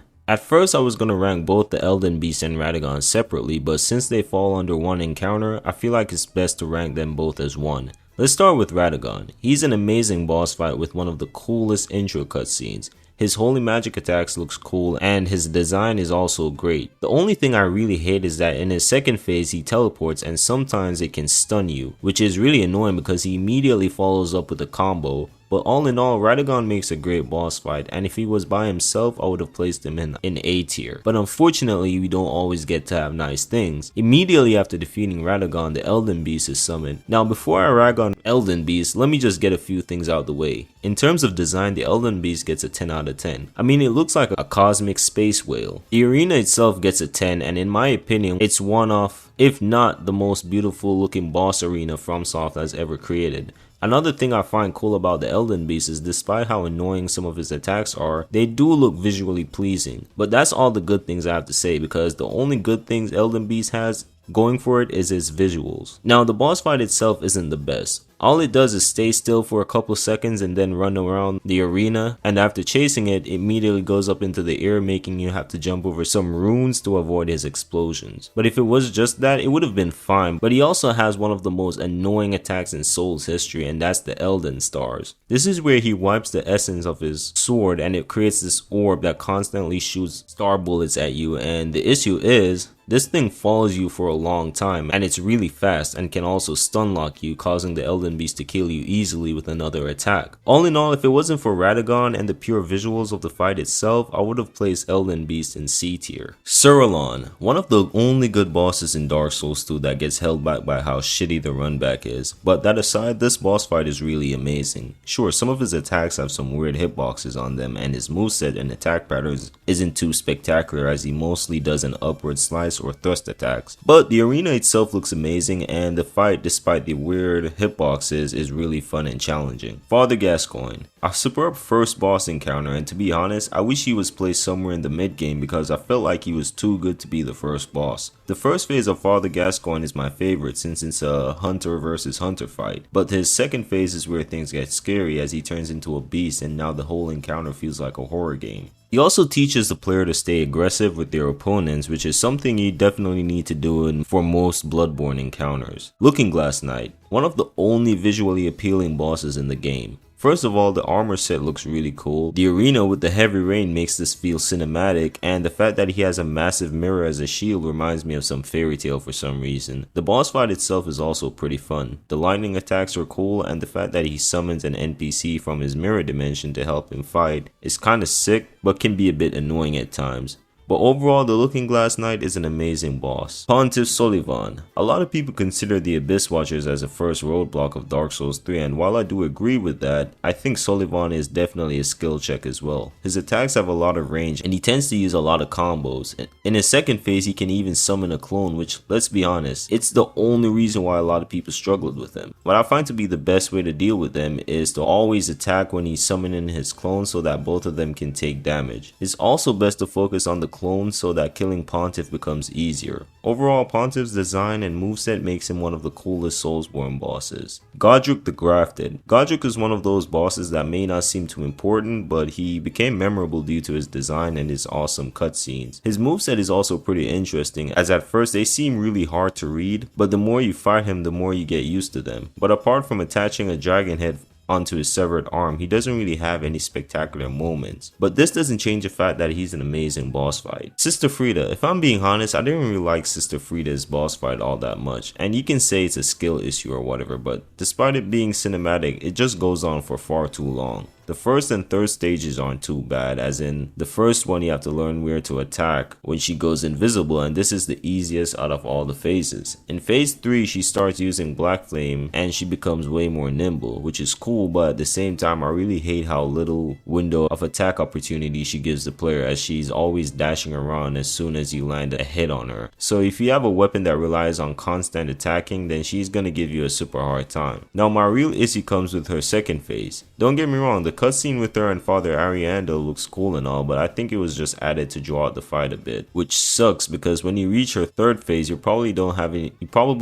a lot of Estus left, and now she's way harder and faster than before. If it wasn't for her second phase and how unnecessarily fast she was in her third phase, I would have placed her much higher, but overall, I'm just not a big fan at all. But I can at least appreciate the amazing visuals. Penetrator. First of all, that's one crazy ass name, not gonna lie. And second of all, for a guy called the Penetrator, he barely has any penetrating attacks. The reason why the Penetrator ranks this high is because he's a fun boss. Sure, he's piss easy, but that doesn't take away from the fun aspects of the encounter. His armor design is also cool, and it's a shame that you had to pre-order the game in order to get it in the remake. Old King Alon. For how gimmicky and forgetful the bosses are in Demon Souls, it may come to a surprise that both the Penetrator and the Old King ranks this high in a Soulsborne boss ranking video. But the Old King himself is a great final boss, and no, the true king doesn't count. Everything about this boss fight feels cinematic, whether it's just the aura he gives off or the various wind-based attacks he has. He even manages to feel more like a final boss compared to Nashandra from Dark Souls 2. And sure, while he isn't super hard now, since most of us have already played other Souls games before, I can only imagine having to fight this guy on the PS3 version when it just released. Difficulty aside, everything about the Old King makes him a good boss fight. Dragon Slayer armor, another purely melee based boss fight that I really love. This thing is definitely the most underrated boss fight in the entire game. I mean, its aggression and its attack patterns are what I truly love about it, but the annoying ass flying enemies can definitely ruin the fight when they start shooting projectiles at you. But that aside, the Dragon Slayer armor is a fantastic boss fight. Champion Gundyr. Speaking of aggressive boss fights, Champion Gundyr is the definition of that. This man will not let you breathe for a second without kicking you, shoulder checking, and bashing you into the ground. It's like he heard us making fun of him in the tutorial and knew that he had to lock in. Now I know that doesn't make sense since you're technically fighting the past version of him, but it doesn't really matter. The fight itself is really cool and challenging. Logarius. One of the harder fights in the main game of Bloodborne. Martyr Logarius is a great fight because it provides a good challenge for players. His cursed magic attacks looks amazing, and I like how you're fighting him on top of a castle.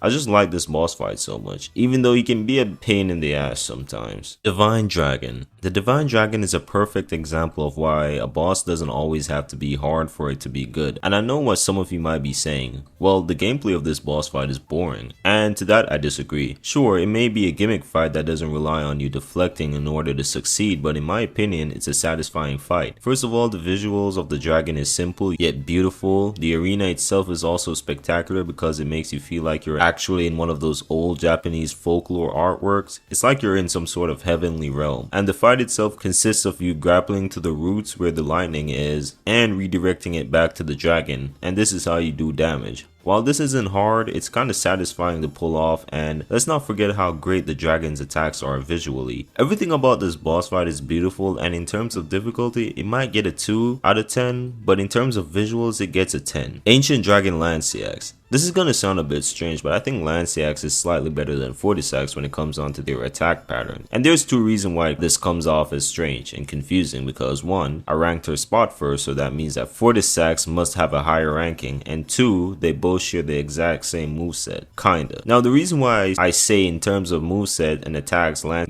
gets the dub is because Fortisax has that one annoying lightning tracking attack that he spams every second of the fight, but Lanciax doesn't have that, which is cool. But in terms of everything else, while I do like Lance, she just doesn't share the same type of aura that, you know, Fortisax have. Now, the reason why she ranks in B tier is because she's one of the only open world bosses that doesn't feel like a copy paste, even though she kinda technically is, but it doesn't matter because we encounter her first. If it seems like I don't really have much to say about her, well that's the case. Everything I want to say about Lanciax is gonna be saved for Fortisax, since they technically share the same moveset, and he's kind of the cooler boss. But overall, she's still an amazing encounter, especially as a field boss. Burnt Ivory King. Before I get into this fight, I just wanted to mention how much I don't like the first phase of this. Sure, I get what the devs were trying to do, but I think it draws the fight for way too long. They could have made it have way less enemies, or at least make them easier to kill. Not saying that they're hard or anything, but when I went back to fight them, they had a surprising amount of health. Maybe it was because I was on New Game Plus for that specific area, but I don't know. Now, something I really like is the entrance to the arena.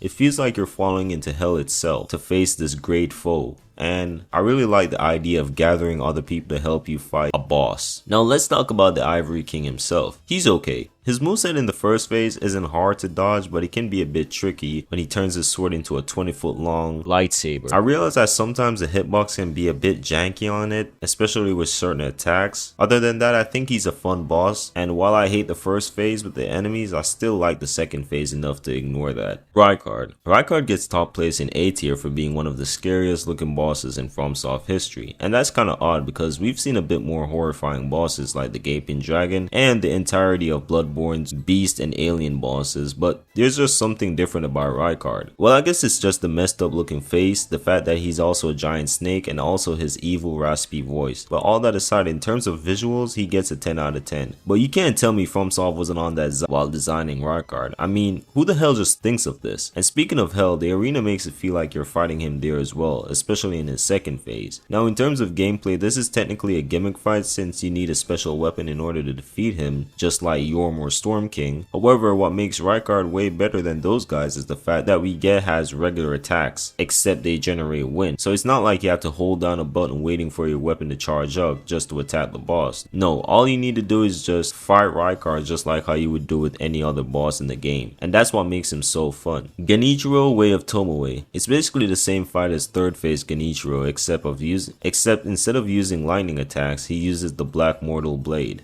But overall, it's just Genichiro with an additional attack. Nothing too crazy. Still a mechanically fun boss fight though. Moon Presence. The Moon Presence has a really cool design and it also has one of the best intro cutscenes. Now to fight the Moon Presence, you have to consume 3 umbilical cords of a great one. And yes, that sounds nasty as hell, and after consuming them, you have to tell Guillermo to F off and kill him. And then the Moon Presence will come down to consume you, but since you ate the umbilical cords, you will repel it, and now it wants to kill you. Fortunately for us, the Moon Presence is a somewhat easy boss fight. I mean, there isn't anything too crazy going on here. He fights like a regular beast type enemy and the only scary attack it has is when he uses his Sharingan and your health goes all the way down to 1%. Now while that might seem OP and busted, this attack staggers the Moon Presence for a couple seconds, giving you enough time to heal up and attack it to regain health. As much as I like the Moon Presence, I just wish they changed up the arena a little bit or at least give him some cooler attacks, but again, I still like the Moon Presence and I think it's an amazing boss fight. Emma the Gentle Blade. There's nothing gentle about her blade. This woman will literally throw you into the air and slam you into the ground like you're a small child, which surprised even me because I was not expecting that from someone with such a small frame.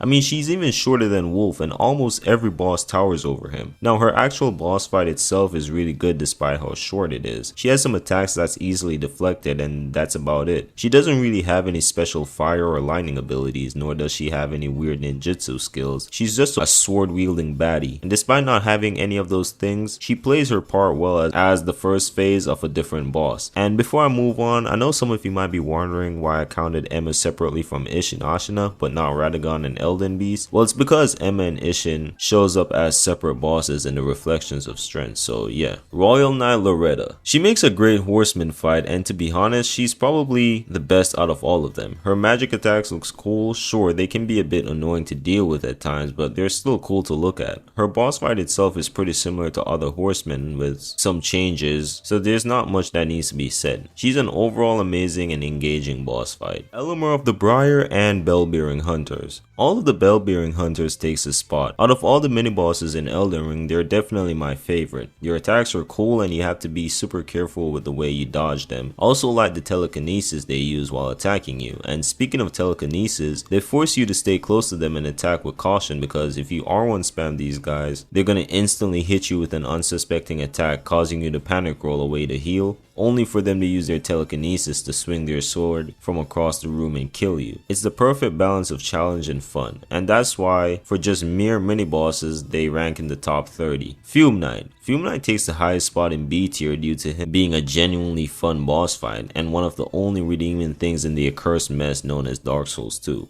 Okay, I'm just joking, Okay, I'm not. Fume Knight makes a great boss fight because his arena, while a bit dull, fits his character. His armor and sword looks really cool and his moveset, while simple, have some cool looking visuals to them. He's a great example of how simplicity can make a boss fight enjoyable, but despite how simple he is, the fight itself can be challenging due to him being super aggressive with his input reading. I mean, trying to heal successfully in front of this man is basically a challenge in of itself, but despite that, he's still my favorite boss from Dark Souls 2. And that's the end of B tier. As you can tell, a lot of these bosses were really amazing and didn't disappoint at all. Now it's time to go into A tier. At the 28th spot, we have the fan favorite Ornstein and Smough. Some people may consider this a controversial placement since they're not in the top 10, but compared to the other bosses, I think it's fair to place them here.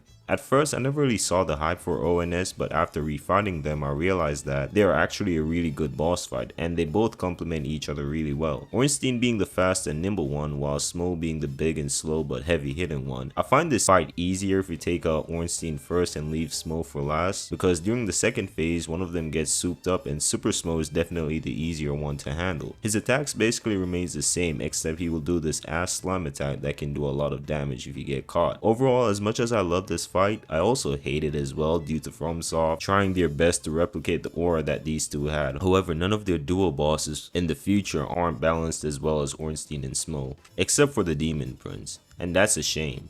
Corrupted Monk, the ghost version of the true monk. While being the exact same as the true corrupted monk, it has one main mechanic that makes it different. For example, the corrupted monk's posture recovers much more quickly compared to the true monk. But to counteract this, you can use Snap Seeds, which stuns the monk for a couple seconds and dealing posture damage. Fighting this boss is also really fun since it has a bunch of attacks that are satisfying to deflect and counter. Overall, it's a great boss, but the true corrupted monk is obviously gonna rank higher since it's a complete version of this fight. Great Grey Wolf Sith. I know Sith may not be the hardest boss in Dark Souls 1, but again, I did mention that a boss doesn't have to be hard to be good, and Sith is another perfect example of that. Sith is an amazing boss with great but sad lore. Being the pet of the legendary knight Artorias, you would expect Sith to put up a fight, and that's not really the case cause he's kinda easy, but that's not a bad thing. His moveset isn't unbearable, and I'm glad for that because, I mean, look at the size of this thing. If it was zooming around the map, it would be a nightmare to fight, especially with the slower paced combat of Dark Souls 1. During the first phase, Sith dishes out regular sword swings and it's best to stay under him, but what I find somewhat interesting is that during his second phase, instead of getting a power up and becoming stronger or faster, Sith starts hopping around and his sword swings gets much slower. And you can tell he's hurt badly because sometimes he will fall while trying to attack you. What makes Sith so interesting in the first place is that you can tell Sith doesn't want to fight you, but he has to prevent you from becoming just like Artorias. Like, come on bro, this is the type of shit that will make a grown man cry. But overall, Sith is a great fight with a super deep lore, and that's why he gets the spot. Star Scourge Radahn. Radahn was a boss that had a lot of build up pre-release. First of all, he was in the first ever reveal trailer for Elden Ring and everyone thought he was a troll-like creature. Then we saw him in the story trailer and he looked badass. So I was truly excited to fight him, and man, he did not disappoint. Everything about his boss fight feels like a spectacle, from the amount of people that can be summoned to challenge him, the arena that looks like a war zone, and the imposing figure of Radahn himself. And let's not forget his second phase transition, which is definitely like top 3 best Soulsborne transitions of all time. The fight itself is also really challenging as he hits like a truck. He also has a crazy amount of chained attacks. Now in the second phase he pulls out some floating rocks, and those things used to insta kill me on my first playthrough, but now I know how to counter them. He also has some additional gravity attacks that looks cool, especially the one where he flies up into the air and turns into a drill. Again, everything about his boss fight is great, but I do feel like a lot of the spectacle is gone after the first playthrough. And sure, you can say that about any boss, but Radahn, while still good, isn't the boss that I'm super excited to fight on subsequent playthroughs. And that doesn't mean he's bad or anything, it's just that I find some other bosses more fun to fight. But again, Radahn is still an excellent boss fight at the end of the day, and he definitely deserves to be in A tier. Mohg, the Lord of Blood. Mohg. Where do I even begin? I do like the first phase of this fight a bit more than the second one, and that's because in his second phase I feel like there's too much going on. First of all, he flies all over the arena, does insane chain attacks, throws blood fire all over the floor, so you have to be careful where you step, and he barely gives you any chance to attack him. If it's one thing I genuinely hate about the Elden Ring bosses, it's the fact that they have some insane chains of attacks, and once they're finished with those set attacks, you only have a split second to hit them. And you can say this is to prevent R1 spamming, but there's been bosses that does insane combos but still gives the player a chance to attack them multiple times without said player spamming R1. And while I do like the visual aesthetics of Mohg's second phase, again I just think it's too much at times, especially with his transition. The fact that it requires you to get another item to use in order to not lose any health is kinda bullshit. And I know some people love the fact that they have to use up some of their Estus flags in this transition because it adds challenge, but personally I think it's just not needed. However, despite the negative stuff, I do really love Mohg's boss fight a lot. If I didn't, he wouldn't even rank this high, so there's definitely enjoyment to fighting him. True Corrupted Monk. One of my favorite bosses in Sekiro. The monk's first phase is similar to the previous version, which is the Corrupted Monk, however she now has 3 phases instead of 1. Her first phase remains the same, but it's the other two that's different. Her second phase moveset remains the same as the first, except now she summons a bunch of clones that attacks you consecutively. And in her third, she grows out a centipede which can puke on you, causing terror buildup, which can get pretty annoying at times. But overall, her design, the beautiful arena, and the combat flow is why I rank her so high on this list. Owl Father. This is the better version of the actual owl boss fight in the main story, because unlike that version, this guy actually fights you head on. His moveset is actually really good too, especially the fiery bird projectile followed by the sword thrust. The only move that can be somewhat annoying to deal with is when he turns into an owl and you can't lock on, and out of nowhere he will try to sneak attack you. For this, it's best to move the camera in the direction of the owl so it can be easier to deflect his attack. But boss fight aside, the lore behind this particular fight is really good. Remember the fight you had with Lady Butterfly and then immediately afterwards you got killed? Well, it turns out that he is the one that killed you that night, and now you're fighting that version of him. Now the only issue with his boss fight is that he has a lot of posture, so the fight can be a bit of a drag. But other than that, he makes an excellent boss fight. Placidusax. Fucking hell, that name. One of my all-time favorite dragon bosses. The pure aura that this thing gives off is crazy. It's like you're fighting an ancient deity, which is technically what he is, but that's beside the point. The fight itself is pretty cool visually, mostly because of the red lightning and some other attacks like the double laser beam and the nuke. Now he gets a lot of criticism when it comes on to his lack of body movement, and while I kinda agree to some extent, I think his overall attack patterns make up for that, as he's still mobile but he just teleports a lot. Flaccid Ballsax at the end of the day still makes a great dragon fight. Next up we have Fortisax. So I made a mistake and for some reason I forgot about Fortisax while making this video. But don't get me wrong, he's supposed to get this spot above Dragon Lord, but now the numbering is a bit off, and to be honest, I'm kinda on a strict deadline to make this video, so technically Fortisax is supposed to get this spot over Dragon Lord.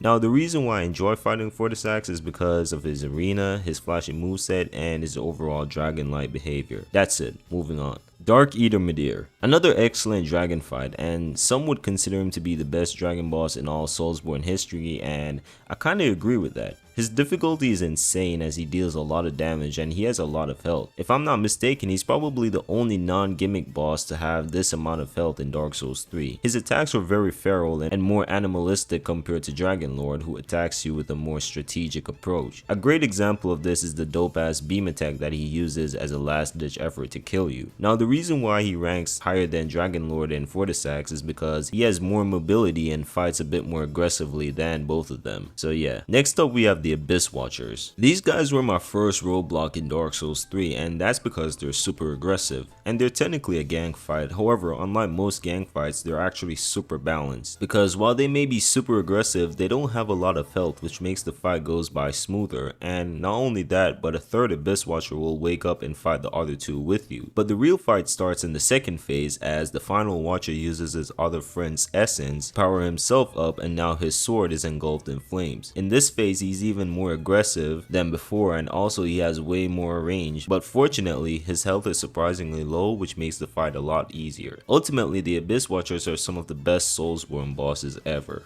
Demon of Hatred. I used to hate this guy so much because I thought he felt more like a Dark Souls or a Bloodborne boss that got thrown into Sekiro, and I also used to complain about him not following the core mechanics of what makes a Sekiro boss fight great, and now looking back, I'm actually disappointed in myself for thinking like this. And I think sometimes me and a lot of other players jump to conclusion about certain bosses without trying to get better or at least understand the mechanics behind them, because now my opinion on the Demon of Hatred has changed. He's now my third favorite Sekiro boss. But don't get me wrong, some boss fights can still remain bad even after understanding the mechanics, but the Demon of Hatred is not one of those boss fights. Despite deflection not playing a super big part in the combat flow, he still requires an understanding of other mechanics, such as knowing when to jump over certain attacks, knowing when to run away and grapple at the right time to close back some distance. He's an amazing boss fight, and the lore and story behind him is interesting and somewhat sad at the same time. Gwyn, the Lord of Cinder. On my most recent playthrough, I was really excited to fight Gwyn, but I was left kinda disappointed at the end. I realized that maybe the build I had was a bit too powerful, or maybe it was just Gwyn who was weak, but despite him being a pushover, the essence of the fight is what made me rank him this high. Gwyn has a fiery moveset and his jump attacks looks dope. Let's not forget the lore behind him as well, and the amazing boss arena. Speaking of arena, I really like the view of approaching his boss room. Sure, is it too long? Yes. Are there too much black knights? Also yes, but the view and aura of the scenery is still amazing. Speaking of aura, let's talk about Gwyn's. You can tell that this man was once a powerful being that got hollowed to the point of being a mere musk of his former self, due to him tending the flame for such a long time. This might have been the reason why Gwyn was so easy. It's to show that this man is far out of his prime. At the end of the day, he's still a really amazing boss fight and a great ending to Dark Souls 1. Artorias. This was my most anticipated fight of my Dark Souls 1 run, and it didn't disappoint at all. He has a cool moveset and his lore is also amazing. One thing I do hate is the triple head overslam attack that he does, but my health was good so it didn't bother me too much. But yeah, Artorias is just an amazing boss fight, and I don't know if I said this already, but I really like sword or blade wielding bosses, so that's why he ranks this high. Lothric and Lorien, twin princes. I forgot how good this boss fight was until my recent playthrough of Dark Souls 3. I'm surprised not a lot of people talk about them. I mean, everything about their boss fight is just so engaging and fun. Their attacks are pretty cool, especially the teleportation, and I like how in the second phase you have to kill Lothric, as if you don't he will keep reviving Lorien. This is another underrated boss fight for sure, and it deserves way more love. Orphan of Cause, the second hardest boss in FromSoft history. The Orphan of Cause has some really awesome looking attacks, and it's nimble and aggressive enough to give the player a hard time. Apart from its aggression and mobile nature, what really makes this fight hard is the fact that he has a surprising amount of health, which is weird because he's technically a newborn. Overall, the Orphan is a great fight with great lore behind it. Ludwig the Holy Blade. Ludwig from Bloodborne is a great boss fight because it combines challenging gameplay with a deep, airy atmosphere. I really like both phases of this boss fight. In the first phase, you're facing a wild, monstrous creature, then in the second, he transitions to a more human-like boss, now wielding the Moonlight Greatsword. The fight is great because it tests the player's skills and adaptability, making it super memorable. Additionally, the music and environment adds to the intensity, creating a fantastic experience. Now, the only thing I don't like about his encounter is the weird jump attack he has in his first phase, but at the end of the day, he's an absolutely great boss. Malekith the Black Blade. Malekith is one of the best bosses in Elden Ring, and he's in my personal top 5.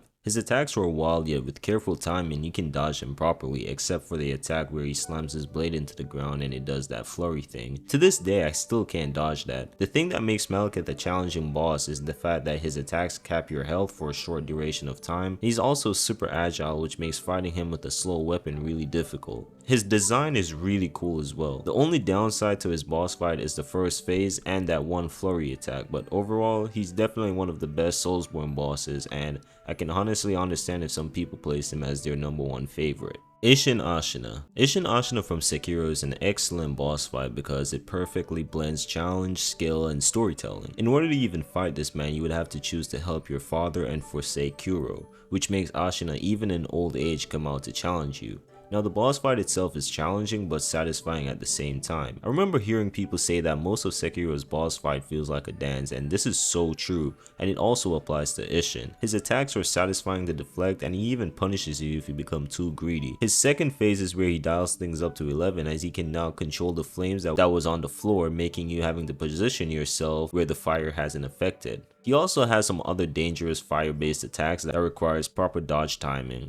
Overall, in terms of difficulty, he gets a 9.5, and in terms of balance and overall fun factor, he gets a solid 10. Now we're in the top 10, and the man that takes the number 10 spot is no other than the Nameless King. This man was considered to be the second hardest boss at the time of Dark Souls 3 release, and while some other bosses have taken that spot over the years, this man still provides a great challenge for newcomers, mostly because of his aggressive nature. He's one of the only bosses in Dark Souls 3 that really punishes R1 spamming, so it's always best to time your attacks properly. The only downside to this fight is the first phase. Not saying it's bad, but the second phase steals the spotlight. All in all, Nameless King truly deserves this spot. At number 9 we have Morgott the Omen King. He's the best mid-game boss fight that FromSoft has ever made. His attacks are dynamic and cool, especially the raining swords, and in my opinion all his attacks are a bit easier to read than Margit's.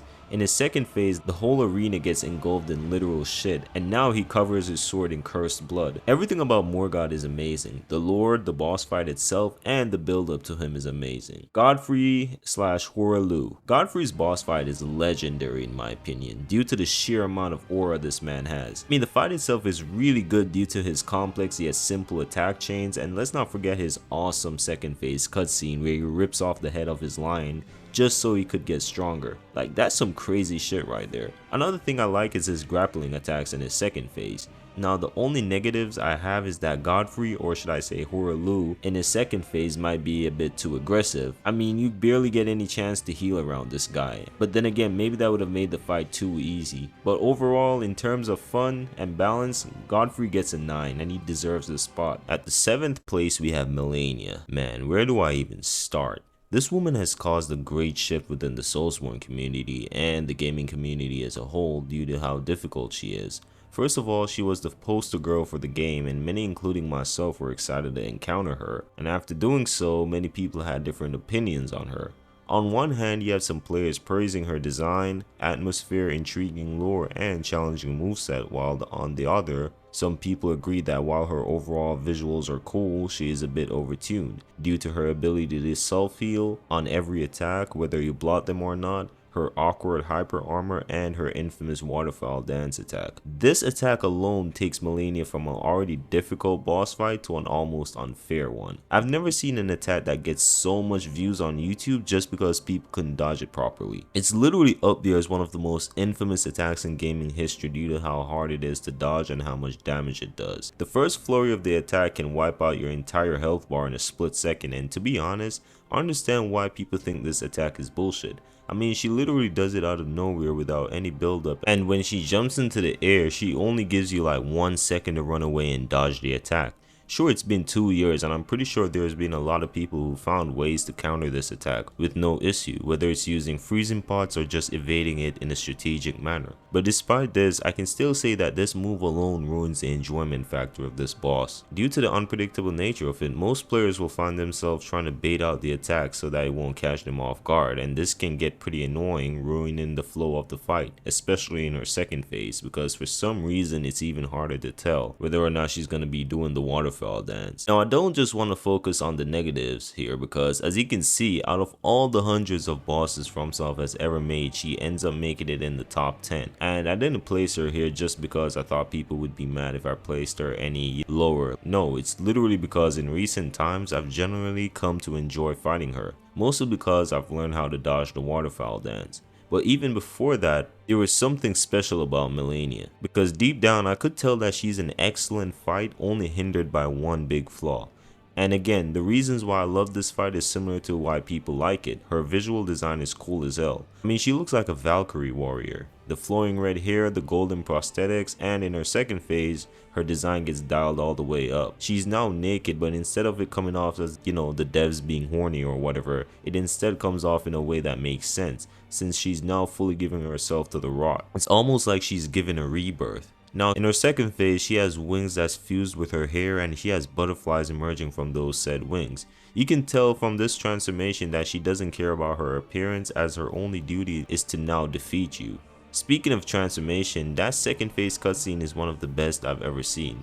Now, in terms of combat, despite having 2 bullshit attacks, her basic attacks are surprisingly easy to dodge and punish. Also, side note, did you know that she can actually like deflect some of your attacks? All in all, Malenia is a great fight that has grown on me in the past couple months, despite me hating it at first, and if it wasn't for that specific attack, she would have been in the top 3 for sure. Genichiro Ashina. To no one's surprise, the Sekiro boss makes it this high on the list, and that's because most of Sekiro bosses are well balanced and some have fun elements to them, except for a small amount. But overall, they are pretty good, and Genichiro Ashina is one of them. His inner version is a bit more fun to fight, and that's because he has some cooler additional attacks, but the regular version still makes a good boss. The reason why I rank him higher than all other Sekiro bosses I've mentioned so far is because he requires you to use whatever skills you've learned while playing the game and use them against him, whether it's just basic deflection, Mikiri counter, lightning reversal, or just jumping over certain attacks. He manages to let the player utilize these skills in a challenging but fun manner.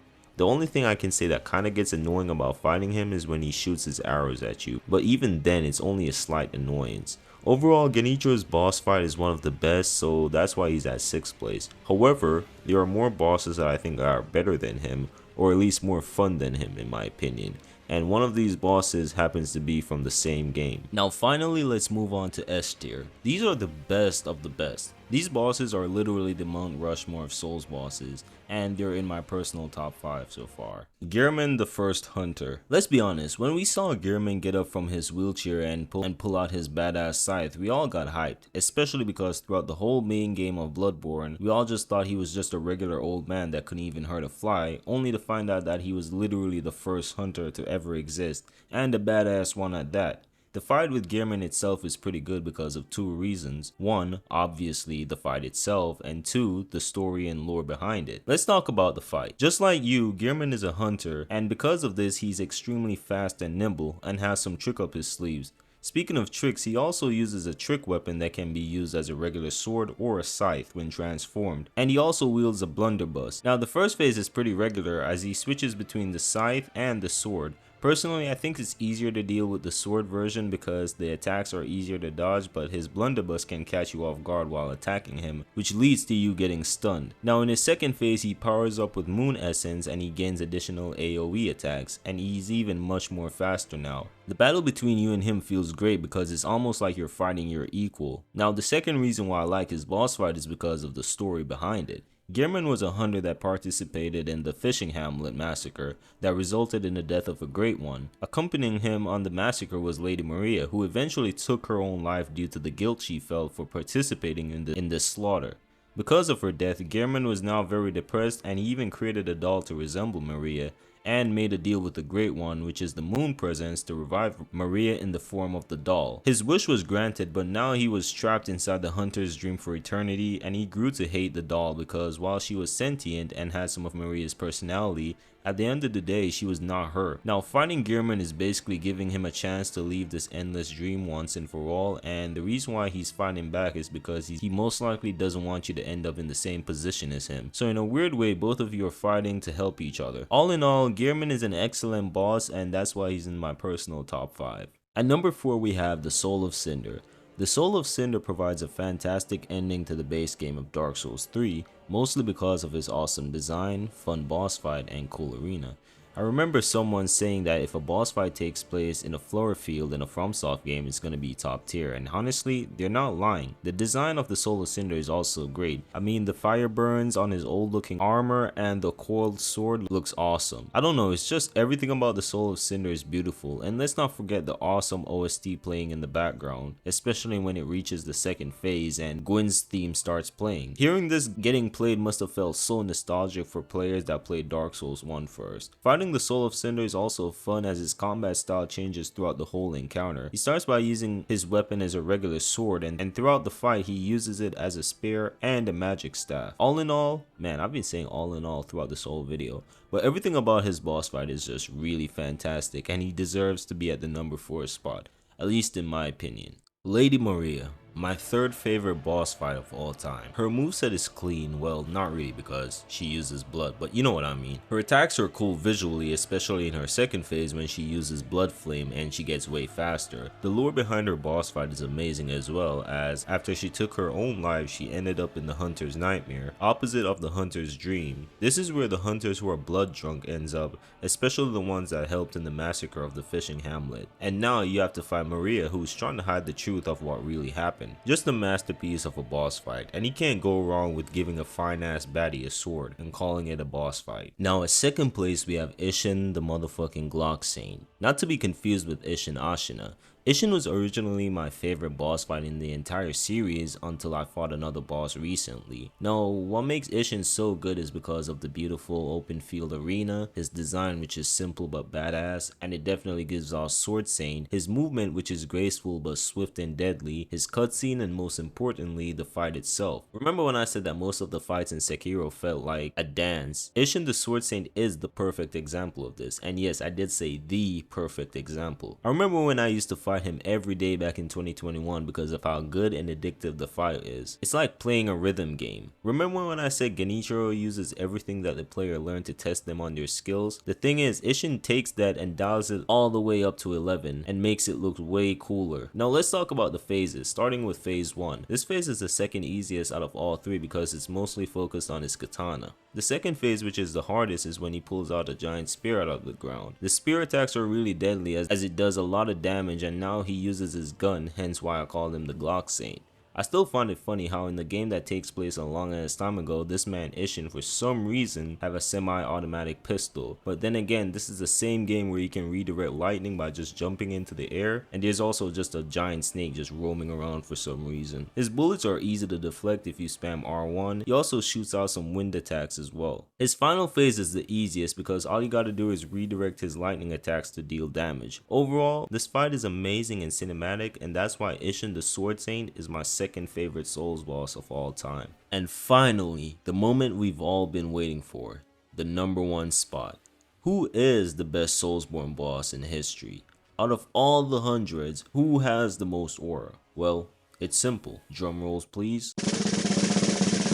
It's Covetous Demon. I mean, bro is literally the best boss in the entire series. His moveset is fantastic, his lore is great, and the visual design is phenomenal. But yeah, I'm just fucking with you. It's Slave Knight Gale. To be honest, the #1 spot was so difficult to rank because it was either between Gale or Isshin, and after fighting both of them over and over, I chose to give Gale the spot. But Isshin still comes extremely close behind him. For example, if I was to rank them out of 100, Gale would get a 99.5 while Isshin would get a 99.3 or something. And the reason why Gale ranks higher is due to a personal preference. Both of them gives off the same vibe when it comes on to being final bosses, but in different ways. While Isshin is more rhythmic, forcing you to get good at deflecting and countering some attacks, he feels a bit safer if you know what I mean, while fighting Gale feels a bit less handholdy and more dangerous, even on subsequent playthroughs. No, I'm not saying that Isshin is easy because he's far from that, but on subsequent playthroughs, even though he still provides a good challenge, he feels a bit safer due to the deflecting mechanic. All in all, both of them provides the same amount of enjoyment and fun, but in different combat styles. Out of all the bosses in Sekiro, Isshin complements the combat style in that game the most, while Gale complements the traditional Soul style of combat, where it's more focused on dodging and timing your attacks properly. And while I really love Sekiro's combat style, due to the different build options you can try on Gale, he gets the #1 spot. Now all that aside, let's talk about his boss fight.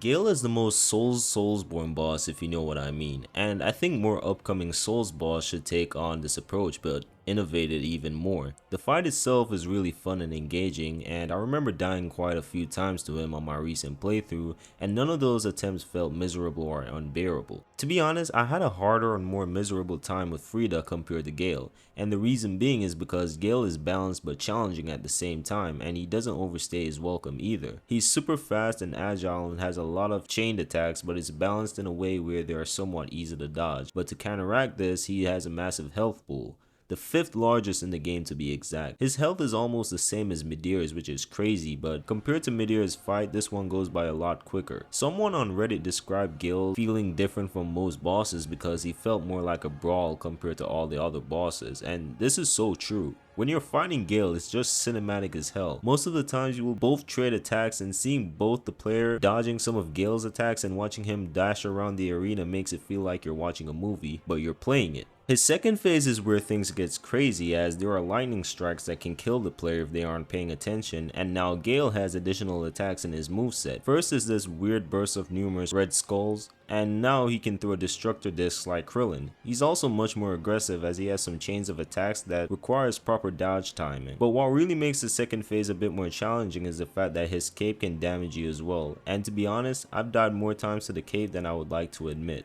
But a really underrated part of the boss fight is how big and open his arena is. I mean, it's only fair that the arena is this big, because imagine having to deal with this in a small room like Dragon Riders. And even though the arena is big, it still requires careful positioning due to the lightning strikes that can appear in random parts of it. And the scenery looks fantastic as well. As you can see, the whole world is turned to ash, which really gives off end of the world vibes. Gameplay aside, the lore behind Gale is so interesting. He went from one of Gwyn's slave knights to a friendly NPC in the main game to helping us fight against Frieda to now making it to the literal end of the world. transformed into this dark soul eating being. It's really good. Plus he literally said the name of the game. Like, come on, that definitely gives off final boss energy. But enough glazing, as I don't want to go on and on about how great he is. But let's be honest here, there's barely any flaws in his boss fight. There's no unfair dog shit attack that's hard to dodge. He has some crazy chain attacks, but they're also not hard to dodge. And he doesn't just have a small split second of opening, he also doesn't trick the player by baiting them either. He's just a fair one-on-one duel that doesn't have any bullshit gimmick to it, and that's why I placed him at the #1 spot for the best boss in Soulsborne history. And there you have it, all Soulsborne bosses ranked from worst to best. I hope you guys enjoyed this video, as it did take me a while to make. If you did like it, drop a like and subscribe to the channel, and also check out my Patreon. By subscribing to the Patreon, you can get videos early, personally request a certain video you'd like me to make, and you also get some additional channel benefits. And speaking of Patreon, shout out to my Patreon members, Jabroni Jones, Frank Holos, and Hugh Nguyen. So yeah, thank you for sticking to the end of the video, and I hope you guys have a good one.